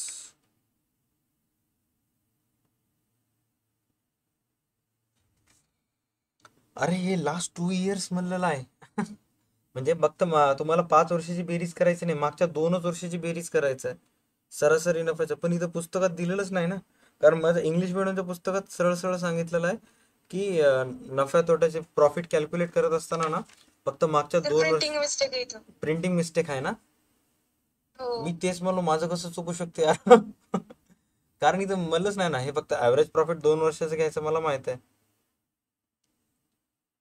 सरासरी नफ्याच्या 2 ते पट लाव. सरांनी सांगितलं होतं सर शिकवताना. बघ मी माझ्या इंग्लिश मिडियमच्या पुस्तकात दाखवतो थोडं. हा, कुठं आहे डेथ ऑफ पार्टनर? हा, हे बघ इथं मी काढलं सुद्धा होतं याच्यामध्ये. मुकेश गणित कुठं आहे? हा, हे बघ. हा, इथं आता पुस्तकी त्याच्यामध्ये काय सांगितलेलं आहे? Mukesh share in profit up to the date to be calculate on the basis of average profit of last 2 years. बरोबर आहे. लास्ट 2 इयर्स म्हणजे आम्ही असं घेता, फक्त 12 आणि 24 घेता लास्ट 2 इयर्स म्हणजे. बरोबर आहे, ते दाखवलंच नाही इथं. काय म्हणलेलं आहे? नाही सर, ती ऍडजस्टमेंट दाखवली पण तिथे 2 पट म्हणून दिले. हा, तर ते नाही ना, म्हणजे मुकेशच्या प्रिंट मृत्यूपर्यंत मिस्टेक आहे ती. मागील 2 वर्षाचा नफ्याचा हिस्सा घेऊन करण्यात यावा असं तिथे यायला पाहिजे होतं, बट ते आलं नाही तिथं. ओके, आपली काय मिस्टेक नाही तिथं, आपण एकदम योग्य आहोत. मी म्हणलो माझं जर डेथ ऑफ पार्टनर चुकलं तर मग काहीच राहिली आता आपली 4 चौकामध्ये. ठीक आहे, आता येते. आता अर्ध्या रात्री आपण फाइंड आउट करता. आपली काही चूक नाही बा, पुस्तकातली चूक. हा, 12 आणि 24. चला, मागील 2 वर्षाचं प्रॉफिट आहे 12 आणि 24.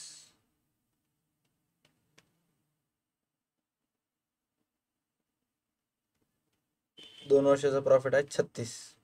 ओके, वर्षभराचं किती येईल? 18. हो सर. वर्षभराचं प्रॉफिट येईल 18. वर्षभराचा 18 म्हणलेला आहे तर 3 महिन्याचा प्रॉफिट तुम्हाला फाइंड आउट करायचा आहे. वर्षभराचा 18,000 तर 3 महिन्याचा प्रॉफिट येईल 4,500. 4,500. 4,500. आता 4,500 मध्ये त्याचा हिस्सा 4.5 गुणिले 1/6 जे केल 750. 750. 750. अरे नाही यार, काय पुस्तक बस डोकं खराब केली मराठी मीडियमची पुस्तक सकाळी सकाळी.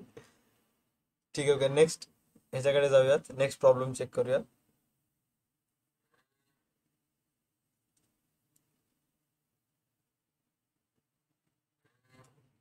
आता काही प्रिंट मिस्टेक असेल तर सांगा बरं, तुम्ही शांत बसू नका. नसता मी इकडे करून परेशान होऊन अवघड होऊन जाईल, नसतं येऊन जायचं. आणि कविताचा प्रॉब्लेम आहे, ह्याच्यामध्ये मृत्यू झालेला आहे कविताचा 1 जुलै 2019ला. 1 जुलै 2019ला मृत्यू झाला म्हणजे 3 महिने तो जिवंत होती. ओके, इथं काय सांगितलेलं आहे की कविताच्या संस्थेच्या नफ्यात तिचा मृत्यू दिनांकापर्यंत हक्क फक्त 2019च आहे. आणि वर्षभराचं प्रॉफिट, अनुमानित नफा, इस्टिमेटेड प्रॉफिट वर्षभराचं 10,000 रुपये. ओके, वर्षभराचं जर प्रॉफिट 10,000 असेल तर 3 महिन्याचा प्रॉफिट किती येईल? 2,500 रुपये.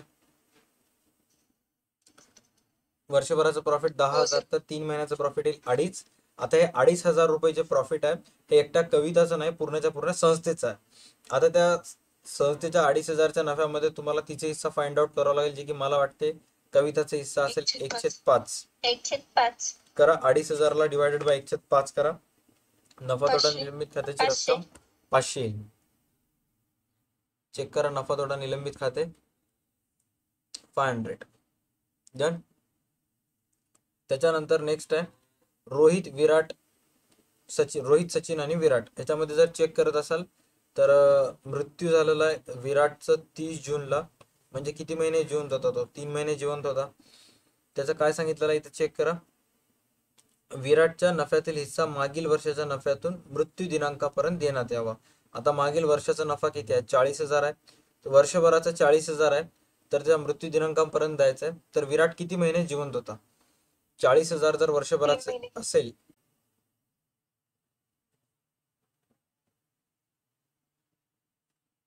समायोजन सर तिथं समायोजन 4 मध्ये प्रिंट मिस्टेक आहे. 12,000 आहे सर 4 मध्ये. हो सर.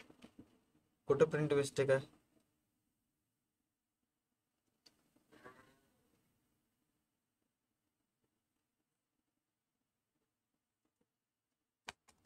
थोडस खुलून सांगा ऍडजस्टमेंट मध्ये. विराटचे सर 12,000 प्रमाणे वेतन दिले जाते. 12,000 प्रमाणे वेतन दिले जाते की? हा, 12,000 नाही सर, 1,200.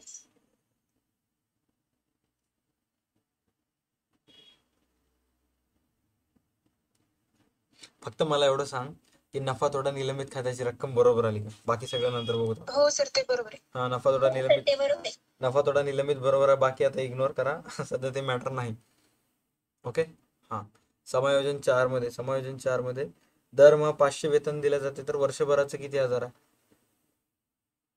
500 प्रमाणे 6,000 रुपये होतात. सॉरी, 6,000 नाही, 3 महिने जिवंत होता तो. ओके, 1,500 रुपये वेतन दिले जाते त्याला 3 महिन्याचं. वेतन खाते 3600 दिलेलं आहे इथं. तुमच्या पुस्तकात लई मिस्टेक आहे, मराठी मीडियमच्या पुस्तकात. हो सर, फक्त मिस्टेक येतात. हा, म्हणजे इथं वेतनची जे अमाऊंट आहे ना 500 ना, इथं इथं त्यांचं म्हणणं आहे की 1,200 रुपये येते वेतनची जी रक्कम आहे ना. हा बघ, हे हे हे जे वेतन आहे ना 500 रुपये येत नाही, इथं 1,200 रुपये येते. हो सर.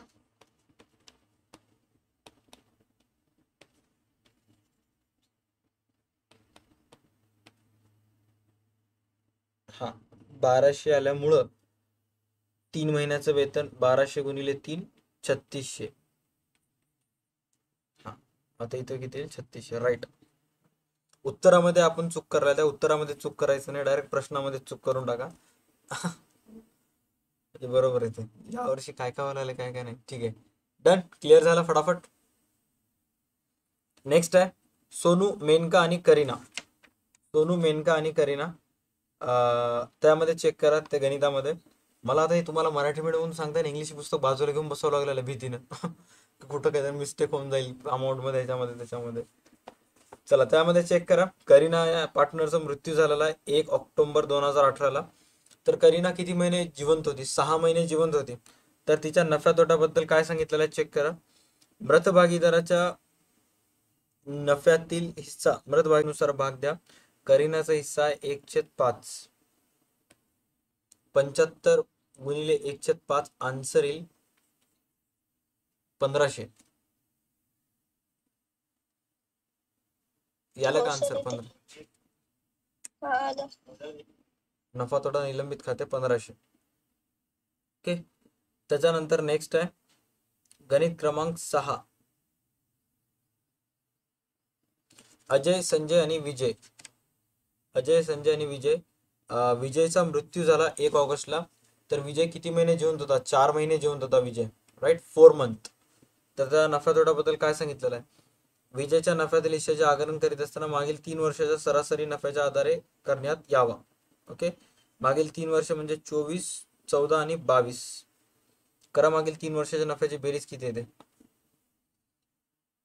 60,000 येऊ राहिली का? 70,000 येईल का?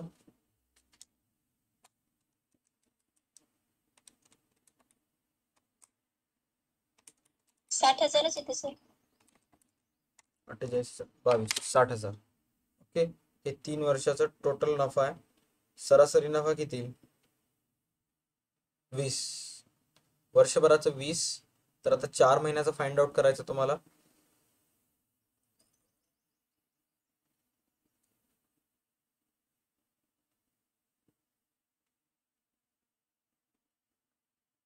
असं काहीतरी येईल. 20,000 गुणिले 4/12 करा, 6,666.666 येते. 1/3 किंवा हे बघा, हा वर्षभराचं प्रॉफिट 60,000 आहे. 3 महिन्याचं प्रॉफिट किती आलं, सॉरी 4 महिन्याचं प्रॉफिट किती आलं, 20,000 सॉरी 20,000 हे वर्ष टोटल. 3 वर्षाचा प्रॉफिटची बेरीज तुम्हाला दिलेली आहे 60,000. 3 वर्षाचं प्रॉफिट 60,000 आहे, 1 वर्षाचं आलं 20. तर आता 20,000 वर्षभरासाठी असेल तर तुम्हाला 3 महिन्याचं फाइंड आउट करायचं, 4 महिन्याचं फाइंड आउट करायचं आहे. तर 20,000 गुणिले 4/12, 4 4 त्रिकम 12, 20,000 भागिले 3 केला तर आन्सर येते 6,666.66. आता हे पूर्ण 6,666.66 पूर्ण फर्मचा आहे, बरोबर आहे. तुम्हाला त्याच्यामध्ये विजेचा हिस्सा फाइंड आउट करायचा आहे. विजेचा हिस्सा फाइंड आउट करत असताना कोणते प्रमाण म्हणाले, त्यांनी भांडवलाचे प्रमाण म्हणाले, बरोबर आहे. आता भांडवलाचे प्रमाण आपल्याला जाणून घ्यावे लागते, किती असेल भांडवलाचे प्रमाण. तर इथे चेक करा, 2 3 6 2 4 1 म्हणजे भांडवलाचे प्रमाण आहे त्यांचं 3 2 1. विजेचा हिस्सा आहे 1, म्हणजे विजेचा नफा तोट्यातील हिस्सा आहे 1/6. तर अशा पद्धतीने तुम्हाला लिहायचं आहे 6,666.66 सर गुणिले, पॉइंट मध्ये आले ना 68. नाही नाही नाही 68 आत्ताच करायचं नाही, 67 होते पण आत्ताच करायचं नाही, वाटणी झाल्यावर करायचं. ज्यावेळेस तू भाग देशील त्यावेळेस करायचं, नसता चुकते.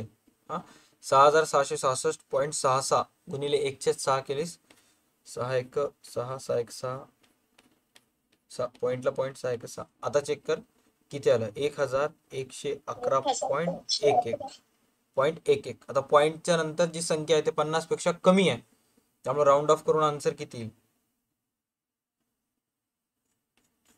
1,111. 1,111. हे झालं सस्पेन्स अकाउंटचं टोटल नफा. निलंबित खाते 1,111.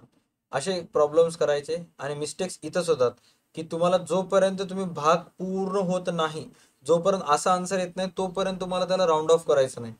ओके, कारण हे जे 6,666 आहे ते पूर्ण फर्मचा हिस्सा आहे. एका पार्टनरचा हिस्सा फाइंड आउट करायचा आणि मग त्याला राऊंड ऑफ करायचं. ओके, चलो लास्ट प्रॉब्लेम याच्यामधला आहे 7वं. प्रेम वर्मा आणि शर्मा.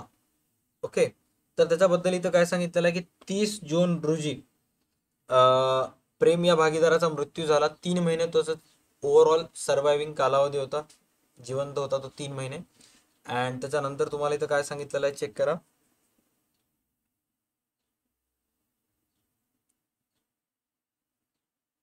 मागील 2 वर्षाच्या सरासरी नफ्याच्या आधारित द्यावा. मागील 2 वर्षाचं किती आहे, 18/1940, 17/18/80. 2 वर्षाचं प्रॉफिट झालं 1,20,000. एका वर्षाचा सरासरी आला 60, वर्षभराचं 60, तर 3 महिन्याचं किती येईल, 15,000. 15,000 येते. 15,000ला त्याच्या रेशोनुसार भाग द्या. 2/4 रेशो. 2/4 का 2/4 म्हणजे 1/2. 7,500. 7,500. 7,500.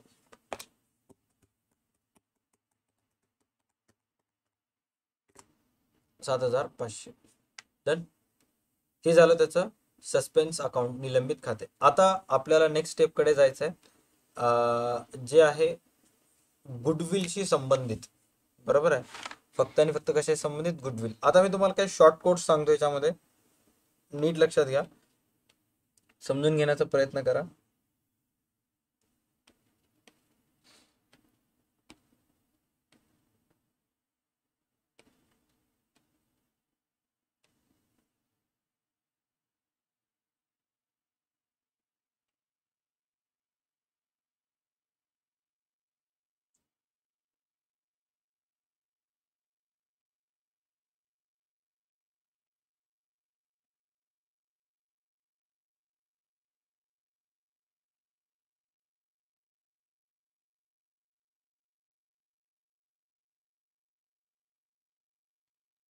पहिलं शॉर्ट कोड आहे D1. आता D1 मध्ये मी तुम्हाला काय सांगितलं की फक्त मृत भागीदाराच्या ख्यातीची रक्कम वाढल्यास, जे मृत भागीदार आहे त्याची जर ख्यातीची रक्कम वाढत असेल तर मग अशा सिच्युएशन मध्ये एंट्री काय होते, ओके, किंवा कीर्द नोंदी काय होते, तर तुम्हाला त्यावेळेस करायचं आहे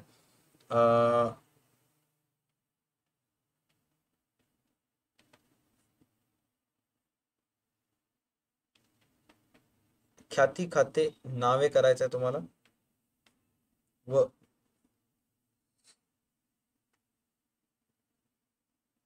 मृत भागीदाराच्या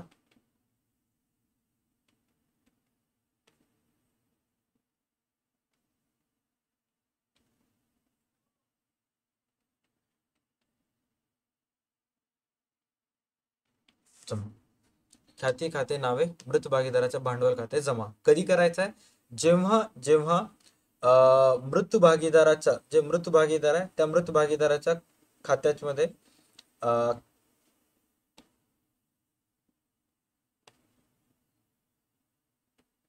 ख्यातीची मृत भागीदाराच्या ख्यातीची रक्कम वाढल्यास, फक्त आणि फक्त मृत भागीदाराच्या ख्यातीची रक्कम वाढल्यास तुम्हाला पुढील प्रमाणे त्याची नोंद करायची आहे. ख्याती खाते नावे करायचे आहेत तुम्हाला आणि भांडवल खाते मृत भागीदाराचे जे भांडवल खाते आहे ते तुम्हाला काय करायचं आहे? जमा करायचं आहे. बरोबर आहे. त्याच्यानंतर नेक्स्ट आहे D2 एंट्री. ओके, त्याच्यामध्ये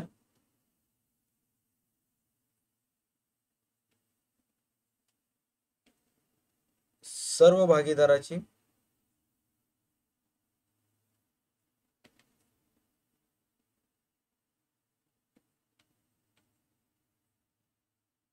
ख्यातीची रक्कम सर्व भागीदाराची ख्यातीची रक्कम वाढल्यास, जेवढे सर्व भागीदार आहेत त्या सर्व भागीदाराच्या ख्यातीची रक्कम वाढल्यास तुम्हाला काय करायचं आहे?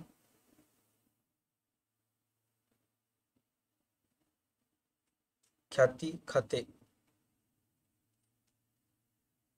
नावे सर्व भागीदार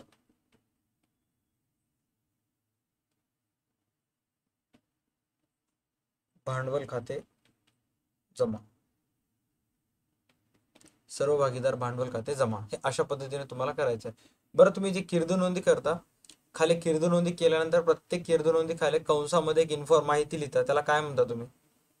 स्पष्टीकरण. स्पष्टीकरण. स्पष्टीकरण स्पष्टीकरण. स्पष्टीकरणाची सुरुवात कोणत्या शब्दापासून करता तुम्ही?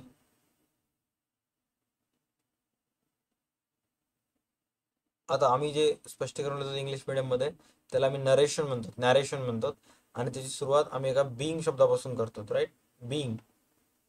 तुम्ही असं काय करतात का? आम्ही शेवटला टाकतो सर, बद्दल म्हणून सर. बद्दल म्हणून शेवटी टाकतो का? जे माहिती झाली सर. ते लिहून सर्वात शेवटी बद्दल लिहिता. ओके, बरं. आता इथे चेक करा, इथं सर्व भागीदाराचे जे मृत भागीदाराच्या गुडविलची रक्कम वाढत असेल तरी सुद्धा ख्याती खाते नावेच येत आहे आणि सर्व भागीदार D3 त्यामध्ये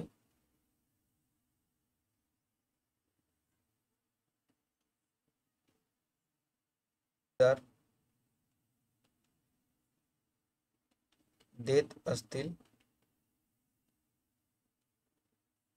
आणि व्यवसायाच्या पुस्तकात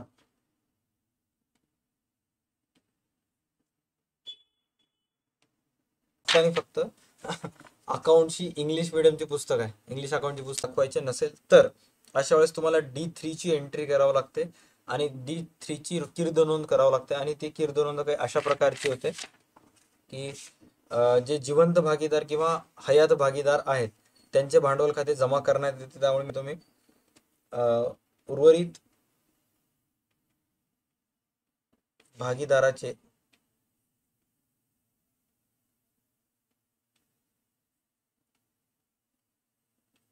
भांडवल खाते नावे, उर्वरित भागीदाराचे भांडवल खाते नावे आणि जमा बाजूस लिहायचंय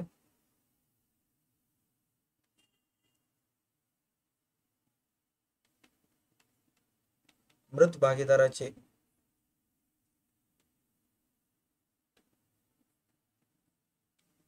भांडवल खाते जमा, मृत भागीदाराचे भांडवल खाते जमा. अशाच प्रकारची जर किरदू नोंद तुमच्या पुस्तकात असेल तर फटाफट थम्स अप सी म्हणजे शो करायचे. काही जर अशाच पद्धतीची किरदू नोंद तुमच्या व्यवसायात असतील तर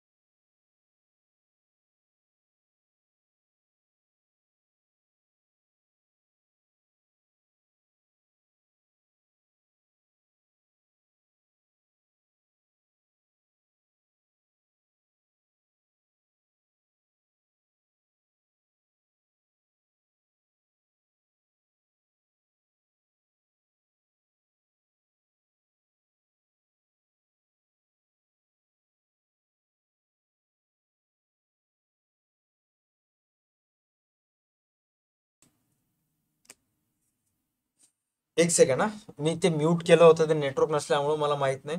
मी आता शॉर्ट मध्ये सांगतो काय काय मी सांगितलं होतं काय नाही ते. हे नेटवर्कचा प्रॉब्लेम असले की असंच होते. आता आवाज येत आहे का सांगा फटाफट. आवाज येत असेल तर थम्सअप इमोजी शो करा. एवढं सगळं एक्सप्लेनेशन देऊन आवाज रेकॉर्ड झाला नाही.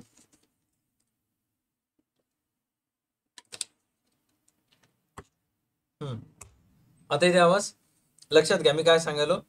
जर मृत भागीदाराचे ख्यातीची रक्कम वाढत असेल तर तुम्हाला किर्द नोंदी करायचं आहे. ख्याती खाते नावे आणि मृत भागीदाराचे भांडवल खाते जमा. बरोबर आहे. कधी? जेव्हा ख्यातीची रक्कम वाढत आहे, फक्त आणि फक्त मृत भागीदाराचा हिस्सा वाढत आहे, तर तुम्हाला D1 ची एंट्री करायचं आहे. ख्याती खाते नाव व भागीदाराचे भांडवल खाते जमा. आता किर्द नोंदी इथं सांगत आहे म्हणजे असं नाही की कंपल्सरी गणितामध्ये तुम्हाला किर्द नोंदीच करायचं आहे, तुम्हाला खाते पण तयार करावं लागतात. तर ते खाते तयार करत असताना अशा एंट्रीचा वापर करायचा. ओके. त्याच्यानंतर नेक्स्ट तुम्हाला इथे सांगितलेलं आहे, जर सर्व भागीदाराची ख्यातीची रक्कम वाढत असेल तर तुम्हाला किर्द नोंदी करायचं आहे. ख्याती खाते नावे व सर्व भागीदाराचे भांडवल खाते जमा. ह्या दोन्ही एंट्री पहा D1 D2 एक सारखे आहेत, फक्त फरक एवढा एकटाच आहे की याच्यामध्ये मृत भागीदाराच्या भांडवलाची रक्कम वाढत आहे आणि याच्यामध्ये सर्व भागीदाराच्या ख्यातीची रक्कम वाढत आहे. इथं फक्त मृत भागीदाराच्या ख्यातीची रक्कम वाढत आहे आणि इथं सर्व भागीदाराच्या ख्यातीची रक्कम वाढत आहे. ओके.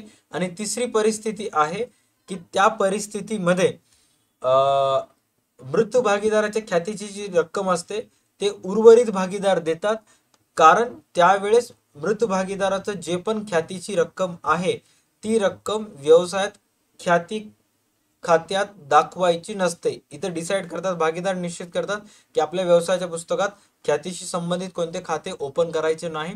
मग त्याते आणि मृत भागीदारासाठी ते उत्पन्न असल्यामुळे मृत भागीदाराच्या जमा बाजूस ते लिहिण्यात येते. आता मी तुम्हाला काही पुस्तकातील गणित शो करतो, उदाहरणे शो करतो. त्या उदाहरणाला पाहून तुम्ही मला सांगायचे की ते कशामध्ये येते. ते सर्व प्रॉब्लेम्स कशामध्ये येतात, D1 मध्ये येतात, D2 मध्ये येतात का D3 मध्ये येतात. सिंपल टेक्निक आहे. जर मृत भागीदाराला फक्त देत असाल तर मग D1, सर्व भागीदारांना गुडविल देत असाल D2, मृत भागीदाराला गुडविल द्यायचंय बट व्यवसायात गुडविलचे खाते तयार करायचं नाही तर मग D3. ओके. चला. आणि सर्वात इम्पॉर्टंट, ह्या दोन्ही परिस्थितीत D1 आणि D2 या दोन्ही परिस्थितीत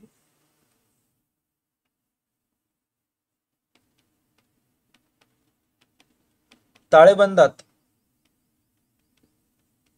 संपत्ती बाजूस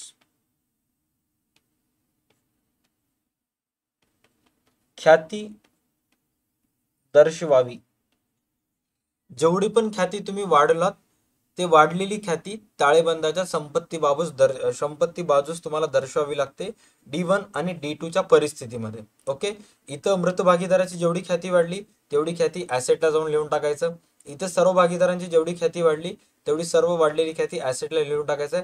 D3 मध्ये ऍसेट साईडला संपत्ती बाजूस तुम्हाला काहीच दाखवायचे नसते. का? कारण इथे तुम्हाला क्लिअर कट सांगितलेलं असते की संपत्ती खाते व्यवसायात दाखवायचे नाही. ओके. चलो आता एक प्रॉब्लेम तुम्हाला शो करतो पुस्तकातलं. पहिले 7 प्रॉब्लेम वर आपलं मेजर फोकस आहे. आता या 7 प्रॉब्लेम मध्ये चेक करा की इथं जे ख्याती वाढत आहे ते फक्त वाढत आहे का पूर्ण व्यवसायाची ख्याती वाढत आहे. गणित पाहायचं आणि मला सांगायचं कशामध्ये. मुक्ताची ख्याती वाढत आहे का फक्त आणि फक्त व्यवसायाची ख्याती वाढत आहे. जर मुक्ताची ख्याती वाढत असेल तर D1 येईल, व्यवसायाची ख्याती वाढत असेल तर D2 येईल आणि ख्याती खाते व्यवसायात दाखवायचे नसेल तर D3 येईल. आता प्रॉब्लेम मध्ये तिथं स्पष्ट शब्दात तुम्हाला सांगितलेलं आहे की मुक्ताचे ख्यातीचे मूल्यांकन करत असताना, कोणाच्या खात्याचे मूल्यांकन करत असताना, मुक्ताच्या खात्याचे मूल्यांकन करत असताना म्हणजे फक्त आणि फक्त इथं मुक्ताची ख्याती वाढत आहे. त्यामुळे इथं आन्सर काय येईल? D1. त्या गणितामध्ये तिथं कुठेतरी बाजूला लिहून टाकायचं D1.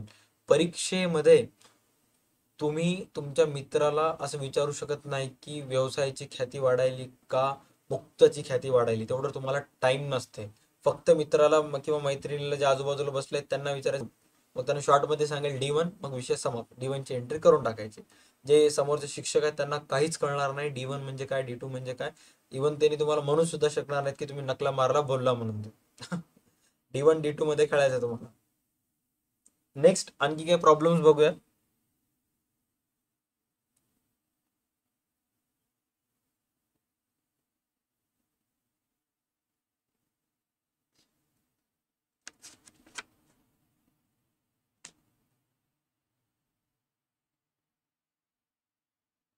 D2 आणि D3. नाही, एकच येईल कोणचं तर. एक तर D1, D1 असेल ना. एक तर D1, एक तर D2 किंवा एक तर D3.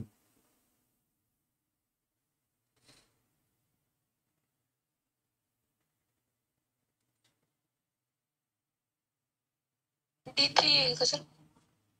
कारण तिथं काय सांगितलेलं आहे, संस्थेचे मूल्य ख्याती दिसणार नाही. मागील 5 वर्ष म्हणजे ख्याती व्यवसाय तुम्हाला शो करायचं नाही, बरोबर आहे. मग जेवढं पण डिसीट्स पार्टनर मृत भागीदाराचं गुडविल आहे ते ख्याती आहे ते व्यवसायाच्या पुस्तकात दाखवायचं नाही म्हणाले. दाखवायचं नाही म्हणजे काय, आता ऑप्शन राहिलं का आपल्याजवळ D3. D3 सर संस्थेचे पण दिले ना, मग D2 पण यायला पाहिजे ना. नाही जोपर्यंत संस्थेचं नाव घेणार नाही तोपर्यंत तुम्ही कन्फ्युज कसं होणार. तिथे जर त्यांनी असं दिले डायरेक्ट राकेश जे ख्याती आहे असं दिलं आणि तिथं डायरेक्ट दाखवायचं नाही म्हणजे तुम्हाला क्लिअर कट आन्सर येऊन जाईल. कुठं ना कुठं तुम्ही कन्फ्युज करावं लागेल ना त्यांना तुम्हाला, तर ते कन्फ्युज करायसाठी तुम्हाला दिलेलं आहे. पण तिथे तुम्ही सरळ सरळ ओळखायचं की ख्याती व्यवसायाच्या पुस्तकात दिसणार नाही म्हणाले, राईट. आता दाखवायचं नसेल तर मग ऑप्शन काय दुसरा D3. D3. D3. कीर्तनोंदी लक्षात ठेवायचे. उर्वरित भागीदाराचे भांडवल खाते नावे, मृत भागीदाराचे भांडवल खाते जमा.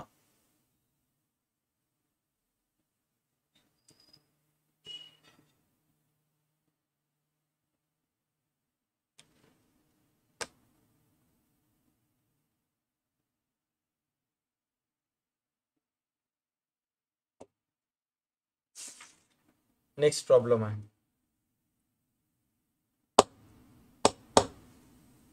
पहिले बघा प्रॉब्लेम मध्ये ख्यातीबद्दल तुम्हाला माहिती कुठं कुठं दिलेलं आहे आणि मग विचार करा. हे बघा, सर्वात पहिली माहिती ख्यातीबद्दल तुम्हाला बॅलन्स शीटच्या असेट साईडला दिलेली आहे 10,000 आणि दुसरी इथं सांगितलेलं आहे ख्यातीचे मूल्य 15,000 आणि संस्थेच्या पुस्तकात खाती वरील रकमेने उघडण्यात यावे. दाखवायचं मला नाही, उघडण्यात यावे, बरोबर आहे. आता मला सांगा अगोदरपासून ख्याती किती होती तुमच्याजवळ. सर आपल्याजवळ अगोदरपासून 10,000. ख्याती 10,000 होती. आता किती झाली, 15. 15,000. 15,000 झाली म्हणजे D2. किती रुपयानं वाढली, 5, बरोबर आहे. आता D2. हा, आता तिथं तुम्हाला म्हणलं का फक्त आणि फक्त कविताचा हिस्सा वाढवण्यात यावा, नाही. तिथे तुम्हाला काय म्हणाले, संस्थेचे ख्यातीचे मूल्य 15,000 आणि संस्थेच्या पुस्तकात खाते वरील रकमेने उघडण्यात यावे. कविताबद्दल तिथं इन्फॉर्मेशन कुठेच दिलेलं नाहीये. म्हणजे काय होईल, तुम्हाला D2 ची एंट्री करायची, राईट. तुम्हाला D2 ची एंट्री करायची आहे. डेथ ऑफ पार्टनर इंग्लिश मध्ये ऑलरेडी झालेला आहे, चॅनलवर चेक करा, तिथे तुम्हाला मिळून जाईल. D2 ची तुम्हाला एंट्री करायची. आता इथे चेक करा, ख्याती खात्याची रक्कम किती हजार आहे अगोदरपासून, 10. किती रुपयानं वाढ झालं, 15,000 झालं. म्हणजे ख्यातीची रक्कम किती रुपयानं वाढली हो, 5,000.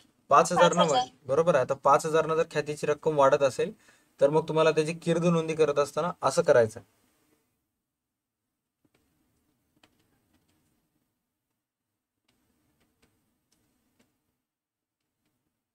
ख्याती खाते नावे,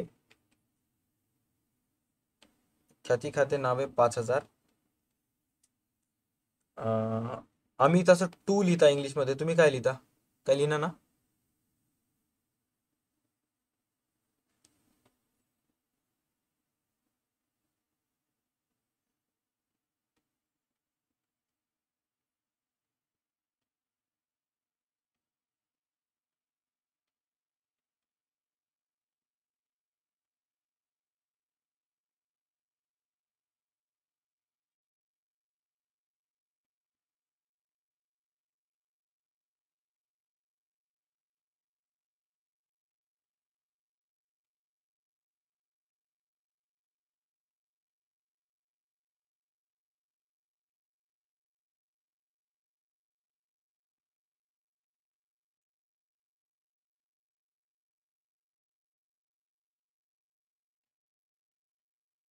आता या 5,000ला तुम्हाला त्यांच्या प्रमाणानुसार विभागणी करायचं, जे म्हणजे किती येईल?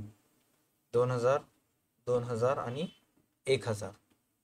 ओके, चला सांगा बरं, ह्याचं हे काय येईल, स्पष्टीकरण काय येईल?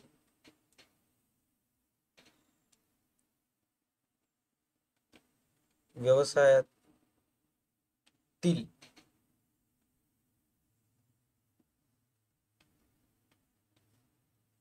ख्यातीचे,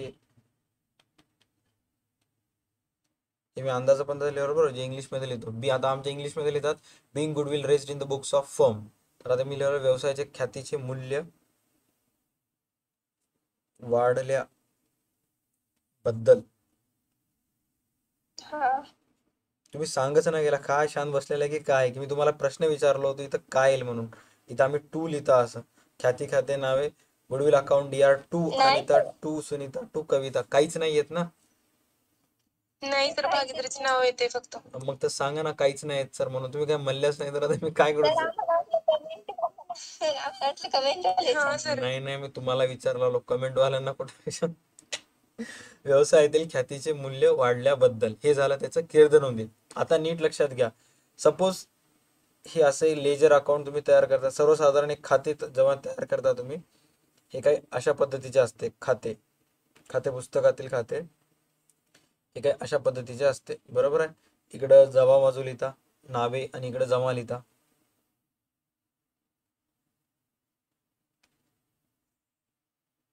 हा असं लिहिला. इथं तपशील लिहिता का? हो सर. असं तर किंवा विवरण पण म्हणतात. तपशील विवरण वॉट एव्हर. तुम्हाला इंग्लिश मराठी शिकवण्याच्या नादात मी इंग्लिश विसरून म्हणजे झालं. हा, ख्याती खाते नावे जमा.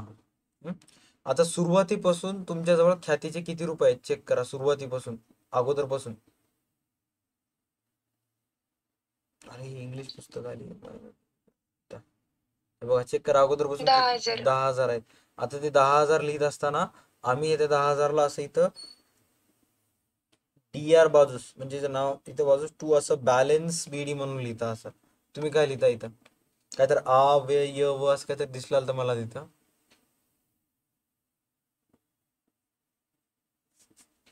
शिल्लक खाली आणली. शिल्लक खाली आणली का? हो सर. शिल्लक सर त्या चार्ट मध्ये लिहितो. शिल्लक काय म्हणतो, शिल्लकच्या समोर काय लिहिता तुम्ही?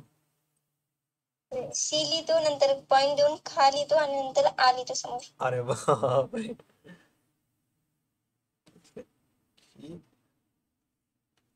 पॉइंट देऊन खा आणि आ असंच काहीतरी लिहिता ना? हो असं सर. तेवढं मोठं लिहायला खूप वाटत जाते ना. ठीक आहे, ओके. शिल्लक खाली अरे बापरे, काय यार मराठी अकाउंट. शिल्लक खाली आणली, ओके. 10,000 रुपये शिल्लक खाली आणली, 10,000. आणि इथं उरलेल्याला काय म्हणते मग, शिल्लक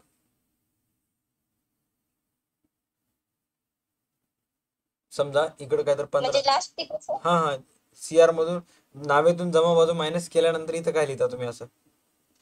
शिल्लक पुढे नेली. एक मिनिट थांब. UPSCच्या प्रश्नपत्रिके द्यायचं लिहून घेतो एक वेळेस. बॅलन्स BD शिल्लक खाले आणली, बॅलन्स CD शिपुने.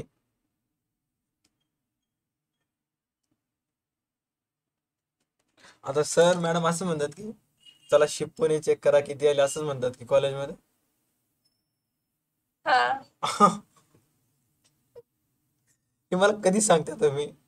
मी उरलेली रक्कम म्हणालो असतो आतापर्यंत. किती व्हिडिओ मध्ये चला शिपुने टाईप करा, चेक करा, किंवा शिका चेक करा म्हणत होतो मी. ठीक आहे, ओके. चला शिल्लक खाली आणली 10,000, व्हेरी गुड. त्याच्यानंतर आता तुम्ही इथं किती रुपये लिहिला चेक करा. खात्याच्या नावेमध्ये किती रुपये लिहिला? 5.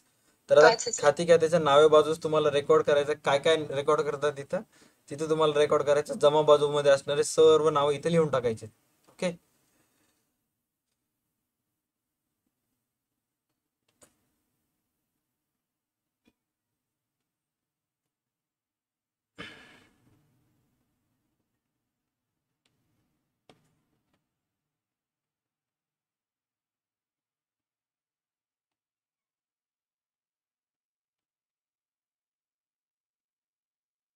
दोन, दोन, एक, 15,000,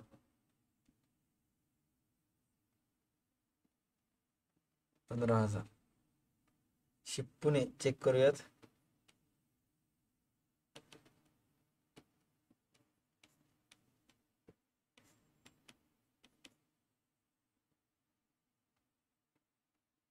शिप्पूने किती आले? 15. आता हे जे शिप्पूने आहे हे तुम्हाला बॅलन्स शीटच्या कोणत्या साईडला लिहायचं, ताळेबंदाच्या कोणत्या बाजूस लिहायचं? संपत्ती बाजू. संपत्ती बाजू. राईट. हे येईल ताळेबंदाच्या संपत्ती बाजूस. बरोबर आहे. तेच मी तुम्हाला इथं सुरुवातीला लिहून दिलेलं आहे. मला तुम्ही माझ्यासोबत धोका केला, तुम्ही मला सांगले नाही अगोदर. त्याला शिप्पूने म्हणतात. ते नसता नियम आणखी लय भारी लिहून दिला असतो मी. हे बघा, ज्या ज्या वेळेस भागीदाराच्या ख्यातीची रक्कम वाढेल, D1 असेल किंवा D2 असेल, त्यावेळेस तुम्ही जे ख्याती खाते तयार करता त्या ख्याती खात्याचे जे शिप्पूने असते ते ताळेबंदाच्या संपत्ती बाजूस लिहावं लागते. हे नियम किती कच्च वाटलेलं आहे, सुरुवातीला लिहून दिलेला नियम. शिप्पूने जर मला माहित राहिलं असतं तर मी आतापर्यंत नियम लय भारी लिहून दिला असतो. ओके. हे D1 आणि D2 जे गुडविल खाते असते, सॉरी ख्यातीचे खाते असते, त्या दोन्ही सिच्युएशन मध्ये D1 असू दे किंवा D2 असू दे, त्याच्यामध्ये ख्याती खाते बंद करून, गुडविल खाते बंद करून जे त्या खात्याचे शिल्लक पुढे नेलेली रक्कम असते,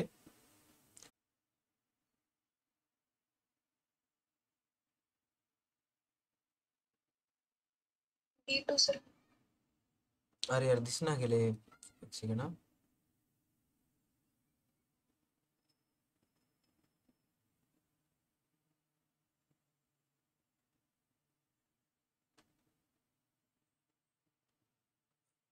सेकंड हा. प्रँक होणे आपल्यासोबत.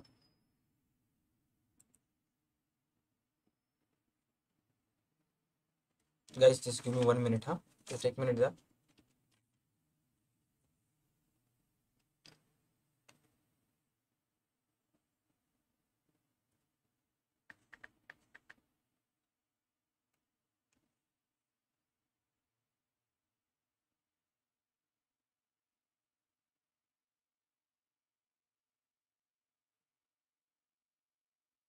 हेच आहे ना सचिन विराटचा.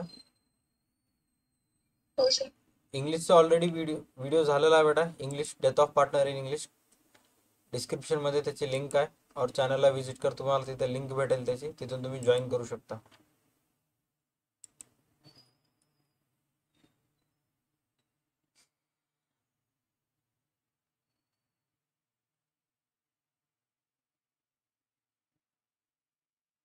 संस्थेची खाती विराटचा हिस्सा ठरविण्यात, विराटचा हिस्सा ना, खात्यातील विराटचा हिस्सा ठरविण्यात यावा. D2 आहे याच्यामध्ये, क्लिअर कट D2 आहे. सर स्क्रीन शो होत नाही. तुम्हाला दिसणार गेली स्क्रीन, दिसायली का नाही अवसरे? नाही सर. तुम्हाला दिसणार गेली स्क्रीन. बरं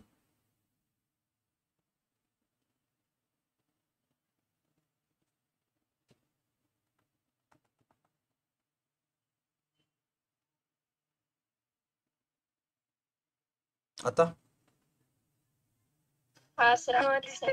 D2 ह्याच्यामध्ये गुडविल D2 आहे. राईट. कारण विराटचा ख्यातीतील हिस्सा दाखवण्यात यावा म्हणलं ना, मग विराटचा ख्यातीतील हिस्सा असंच दाखवतात. चला नेक्स्ट, त्यानंतर लास्ट प्रॉब्लेम आहे, सेकंड लास्ट प्रॉब्लेम. आणखी आपल्याला ख्यातीचे मोजमाप शिकायचे 10 मिनिटाच्या आत.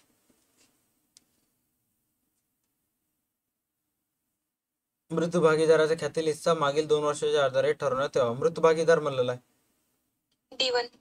हे बघ, मागचं गणित जे होतं, विराटचं विराटचं जे गणित सांगेल त्यामध्ये एक सेकंड, विराटचंच गणित होतं ना? हो सर. त्यामध्ये D1 येईल सर.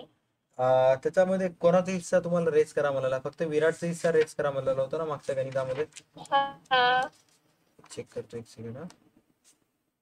की तो फक्त विराटचे भांडवल खाते तयार करा म्हणून सांगितलेलं आहे. आता फक्त विराटचे भांडवल खाते तयार करायचं असलं तर मग तुम्हाला काय प्रॉब्लेम आहे? काहीच नाही ना. सीआरला फक्त त्याचे एकट्याच भांडवल खाते तयार करायचं, बाकीच्या पार्टनरचं कुठे तयार करायचं, आणि मुळात त्याच्यामध्ये बॅलन्स शीट पण तयार करायचं नाही. त्यामुळे D1 D2 काय फरक हा, सर. पडणार, फक्त आणि फक्त विराटला देऊन टाकायचं. ओके. हा, त्याच्यानंतर नेक्स्ट आहे सोनू, मेनका आणि करीना. सोनू, मेनका आणि करीनाच्या गणितामध्ये काय सांगितलेलं आहे? मृत भागीदाराच्या ख्यातीतील हिस्सा मागील 3 वर्षाच्या सरासरी नफ्याच्या 2 वर्षावर ठरविणार. D1 येते सर. D1 येते. D1 असेल ते सर. D1 मध्ये तसंच आहे. दोन्ही मध्ये एकटीचंच तसंच. खातं. राईट, एकट्याच द्यायचं. लास्ट 6वं गणित तिसऱ्या ऍडजस्टमेंट मध्ये सांगितलेलं आहे 6व्या गणितामध्ये. त्याच्यामध्ये तुम्हाला विजयचं कॅपिटल अकाउंट करायचं, बट ह्याच्यामध्ये D1 राहू दे D2 राहू दे काय फरक पडणार का? कारण ह्याच्यामध्ये फक्त विजयचं अकाउंट काढायचं आहे, बरोबर?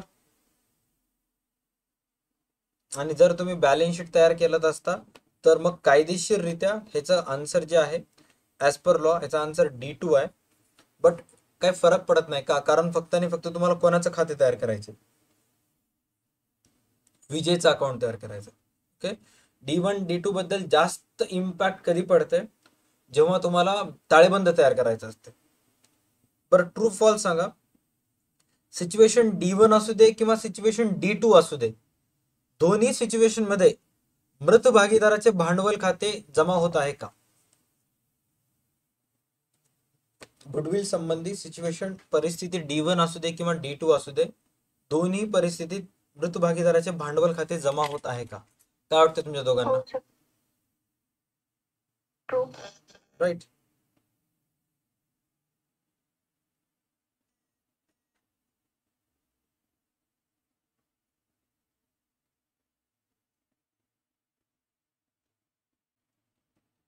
चला, त्यानंतर थोडंसं पुढे जाऊयात आपण. आता आपण काय काम करूयात? D1 D2 तर तुमच्यापैकी मॅक्सिमम जणांना कव्हर झालं. आता आपण ख्यातीचे मोजमाप कव्हर करून घेऊ 5 मिनिटाचा. ओके. आणि मग त्याच्यानंतर आपण ही स्ट्रीम संपुष्टात आणू क्लास. कारण एका मराठी मीडियमच्या स्टुडंटला ज्याचं कॉलेजमध्ये झालेलं आहे त्याला जर रिव्हिजन करायचं असेल तर हे 1.5 तासाचं लेक्चर पुरेच आहे. सगळ्याच गोष्टी रिव्हिजन होऊन जातात. ओके. चला, आता सर्वात फर्स्ट काय सांगितलेलं आहे? मुक्ताच्या ख्यातीचे मूल्यांकन करत असताना मागील 4 वर्षीच्या सरासरी नफ्याच्या 3 पट घेणे, आणि मागील 4 वर्षाचा नफा तुम्हाला इथे दिलेला आहे. ओके. तर आता एक्झाम मध्ये तुम्हाला 2 मार्क असतात व्हॅल्युएशन करण्यासाठी, मोजमाप करण्यासाठी, ख्यातीचे मोजमाप करण्यासाठी. तर अशा वेळेस तुम्हाला कशा कशा पद्धतीने आन्सर कॅल्क्युलेट करायचं चेक करा. ओके. तर सर्वात पहिले तुम्हाला गणितामध्ये यायचंय, वर्किंग नोट मध्ये येऊन तिथं कच्च्या कामाची जी जागा असते तिथे लिहायचंय मृत भागीदाराच्या ख्यातीचे मोजमाप.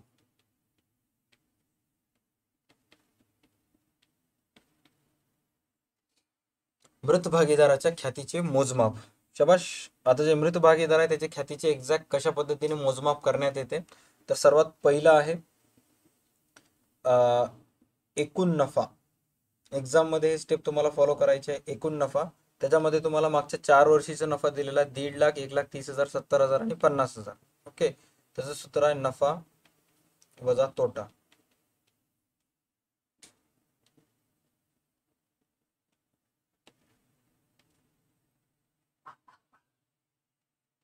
$1.5 लाख प्लस 1,30,000 प्लस 70,000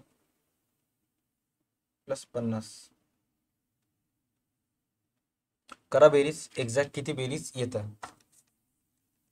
4 लाख. 4 लाख. हे झाला तुमचा टोटल एकूण नफा. ओके. सेकंड पद्धतीमध्ये तुम्हाला तिथे लिहायचा ख्यातीचे मोजमाप करत असताना सरासरी नफा. सरासरी नफा. सरासरी नफा मध्ये तुम्हाला काय सांगितलेलं आहे? एकूण नफा वर्ष.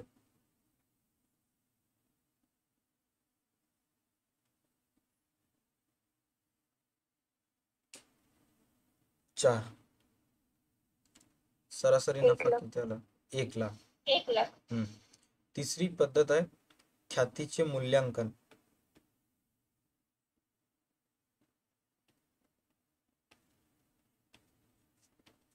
1 लाख. ख्यातीचे मूल्यांकनचं सूत्र आहे सरासरी नफा गुणिले खरेदी वर्षाची संख्या. सरासरी नफा गुणिले खरेदी वर्ष. सर गुणिले पद पण येऊ शकतं. हो सर. पद का? हा पद. किती पट दिले ते.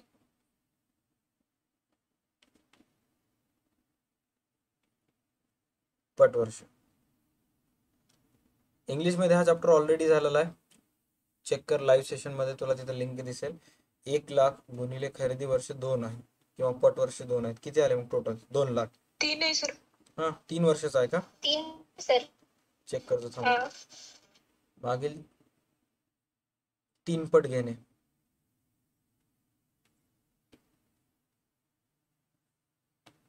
तीन लाख.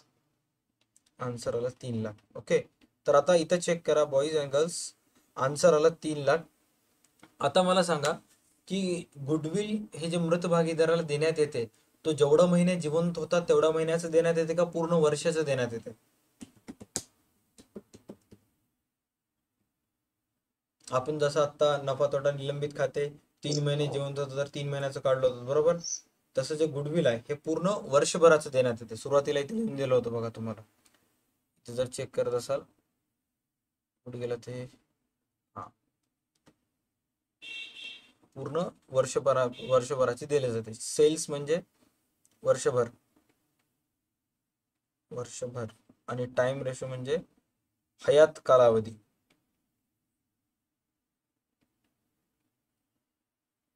जेवढे महिने जिवंत होता तेवढे, तर त्याला वर्षभराचं द्यायचं आहे. वर्षभराचं किती आलं चेक करा. आता टोटल गुडविल तुमचं आलं टोटल 3 लाख, बरोबर आहे. आता त्या मृत भागीदाराचं तुम्हाला मोजायचं आहे. मृत भागीदाराचे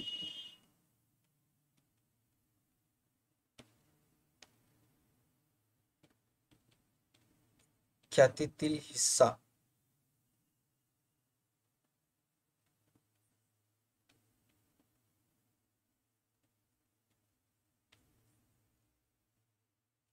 ख्यातीचे मूल्यांकन गुणिले जुने प्रमाण दिसले, जुने प्रमाण.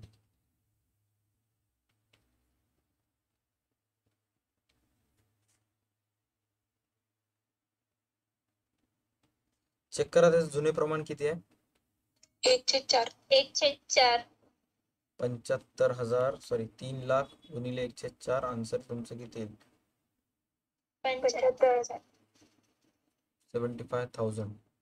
75,000. बस काही अशा पद्धतीने तुम्हाला जेवढेही चॅप्टर्स दिले आहेत तेवढ्या चॅप्टर मला ख्यातीचं मोजमाप करायचं आहे. आपल्या चॅनलवर आणखी मराठी मीडियमचे व्हिडिओज आहेत, बघा की तुम्हाला त्याच्यामध्ये दिसेल की ख्यातीचे मोजमाप कशा पद्धतीने करण्यात येते ते. ओके, तर हे काही डेथ ऑफ पार्टनर मध्ये एवढंच आहे, मोर दॅन इनफ आहे. 1 घंटा 40 मिनिटामध्ये जेवढं जास्तीत जास्त मराठी मीडियम मधून सांगता येईल तेवढं मी सांगण्याचा प्रयत्न केलेला आहे, कारण मी ऍक्च्युअल मध्ये इंग्लिश मीडियमचा शिक्षक आहे. ओके, तुम्हाला कन्फ्यूज वगैरे होऊ नये. ओके, शेवटची एक क्वेरी आली होती नागेशचं म्हणणं की सर लास्ट चॅप्टर मध्ये, त्याच्यामध्ये ते एका ठिकाणी प्रिंट मिस्टेक आहे शेवटच्या चॅप्टर मध्ये की जे 20% अंडर व्हॅल्यूड कमी करणे जास्त करणे हे कुठेतरी एका ठिकाणी प्रिंट मिस्टेक आहे. ओके, तर त्याच्यामध्ये मला असं वाटतं की नागेश तुला ही ऍडजस्टमेंट जमत नाहीये की रोहनच्या मृत्यू दिनांकापर्यंत. हा, आता हे किती सोपी ऍडजस्टमेंट आम्ही सांगतो. अरे यार दिसना गेले यार, शेट. दिसायली का स्क्रीनवर ऍडजस्टमेंट? तुम्ही चेक करा. रोहनच्या मृत्यू दिनांकापर्यंत त्याच्या हिश्श्याचे संपूर्ण नफा आणि त्याची उचल म्हणून मृत्यू दिनांकापर्यंत व्यवसायात राहील आणि रोहनच्या मृत्यू दिनांकापर्यंत 25,000 होतील. आता थोडक्यात सांगतो काय झालेलं आहे. बरं मला सांगा, उचलची जी रक्कम आहे, उचल at the end of year कोण कोणाला देणं बाकी असते? जे रोहन आहे, रोहन किंवा त्याचा वारसदार आहे, ते रोहन किंवा त्याचा वारसदार व्यवसायाला किती रुपये देणं बाकी आहे? 25,000. नीट लक्ष द्या, जे उचलची रक्कम आहे ते रोहन कोणाला देणं बाकी आहे, रोहन किंवा रोहनचा कायदेशीर वारसदार व्यवसायाला देणं बाकी आहे. कारण वर्षभरामध्ये रोहननं 25,000 रुपये उचल घेतली होती. बरोबर आहे. त्यानंतर जे नफा तोटा निलंबन खाते असते,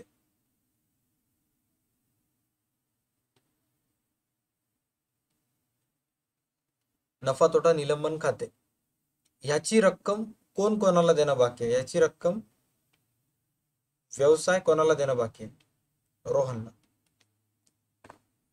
आता याची रक्कम कोण कोणाला देणं बाकी आहे? व्यवसाय रोहनला. आणि इथं तुम्हाला काय सांगितलेलं आहे की रोहनच्या मृत्यू दिनांकापर्यंत, थोडस प्रॉब्लेम आहे, मी ते हे करायला, तुम्ही तुमच्या वहीमध्ये चेक करा. रोहनच्या मृत्यू दिनांकापर्यंत त्याच्या हिश्श्याची संपूर्ण नफा आणि उचल म्हणून मृत्यू दिनांकापर्यंत व्यवसाय रोहनच्या मृत्यू दिनांकापर्यंत 25,000 होती. ओके. म्हणजे थोडक्यात जर सांगायचं असेल तर वर्षभरात रोहननं व्यवसायातून 25,000 रुपयाची उचल केली होती. जेवढा महिन्यात तो जिवंत होता तेवढ्या महिन्याच्या कालावधीत. त्यामुळं रोहनच्या मृत्यू पश्चात रोहनचा जो कायदेशीर वारसदार आहे त्याला व्यवसायाला किती रुपये द्यायचा? 25,000. आणि रोहनचं जे नफा तोटा निलंबित खात्याचं जे नफा होतं ते किती हजार रुपये होतं? ते सुद्धा 25,000च होतं. ओके. आणि त्याची रक्कम कोण कोणाला देणं बाकी आहे? व्यवसाय रोहनला. आणि ड्रॉविंगची रक्कम म्हणजे उचलची रक्कम कोण कोणाला देणं बाकी आहे? रोहन व्यवसायाला. आता मला सांगा, तुम्ही जर एका माणसाला 25,000 देणं असाल आणि त्यानं पण तुम्हाला 25,000 देणं असेल तर दोघांमध्ये काही व्यवहार होते का? त्यांना म्हणते फिट्टूस.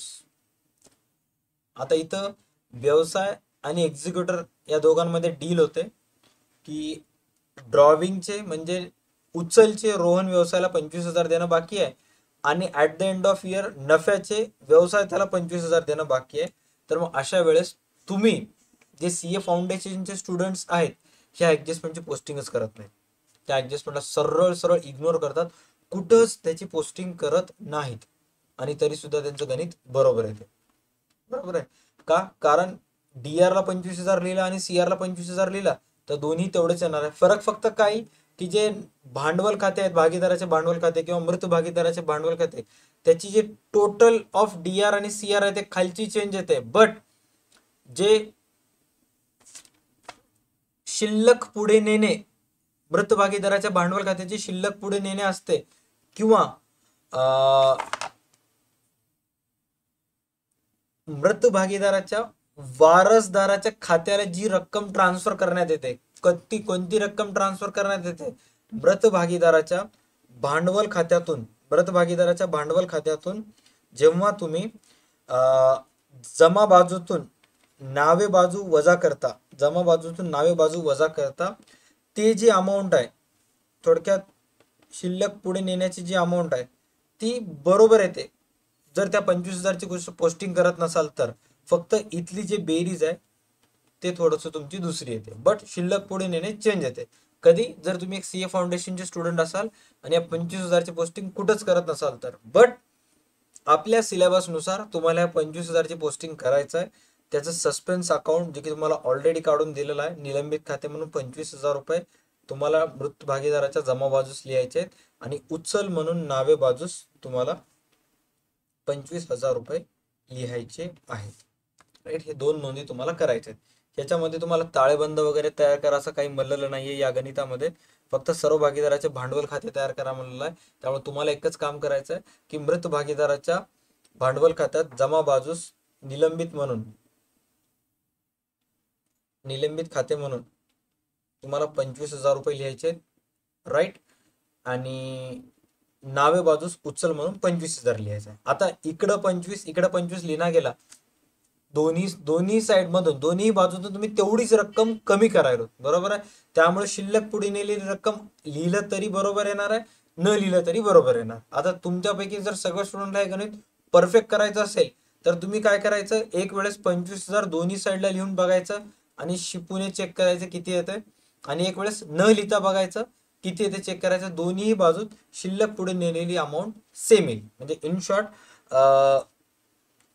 मृत भागीदाराच्या वारसदाराच्या खात्याला जी रक्कम तुम्ही ट्रान्सफर करता एक्झिक्युटर लोन अकाउंट ती रक्कम सेम येईल. ग्रेट. सो आय होप तुम्हाला हे ओव्हरऑल आजचं लेक्चर समजलं असेल. सो बाकी याच्याशी रिलेटेड डिस्कशन आपण पुढच्या मृत भागीदाराच्या व्हिडिओजमध्ये करूया. ओके, चालेल. That's it. आजच्या व्हिडिओसाठी एवढंच. भेटूयात नेक्स्ट क्लासमध्ये. तोपर्यंत पाहत राहा तुमचं आवडतं YouTube channel DA2 academy. Tata bye bye. Take care and stay connected.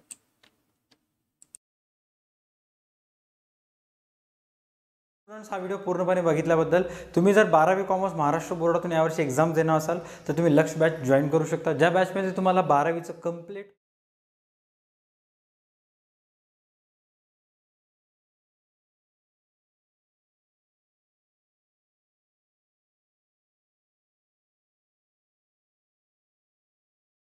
Students, हा व्हिडिओ पूर्णपणे बघितल्याबद्दल. तुम्ही जर 12वी कॉमर्स महाराष्ट्र बोर्डातून यावर्षी एक्झाम देणार असाल तर तुम्ही लक्ष बॅच जॉईन करू शकता, ज्या बॅचमध्ये तुम्हाला 12वीचं complete account free of cost शिकवण्यात येणार आहे. लक्ष बॅच जॉईन करण्यासाठी व्हिडिओच्या डिस्क्रिप्शनमध्ये DA2 अकॅडमीच्या ॲप्लिकेशनची लिंक दिलेली आहे. तिथून तुम्ही ते ॲप डाउनलोड करू शकता. ॲप डाउनलोड केल्यानंतर तुम्हाला बॅचेस सेक्शनमध्ये जायचं आहे. तिथे गेल्यानंतर तुम्हाला बॅच कोड लक्ष 23 हा तिथं इन्सर्ट करायचा आहे. स्क्रीनवर सक्सेस म्हणून एक छोटंसं ब्लिंक म्हणून नोटिफिकेशन येईल. त्यानंतर तुम्ही त्या बॅचमध्ये ॲड होऊ शकता. आणि आत्तापर्यंत जेवढेही चॅप्टर्स कंप्लीट झालेले आहेत, partnership, final account, not for profit concern, bills of exchange, death of partner, admission of partner, सगळेचे सगळे चॅप्टरचे व्हिडिओज तुम्ही फ्री ऑफ कॉस्ट पाहू शकता. आजच्या व्हिडिओसाठी एवढंच. भेटूयात नेक्स्ट क्लासमध्ये. Stay connected.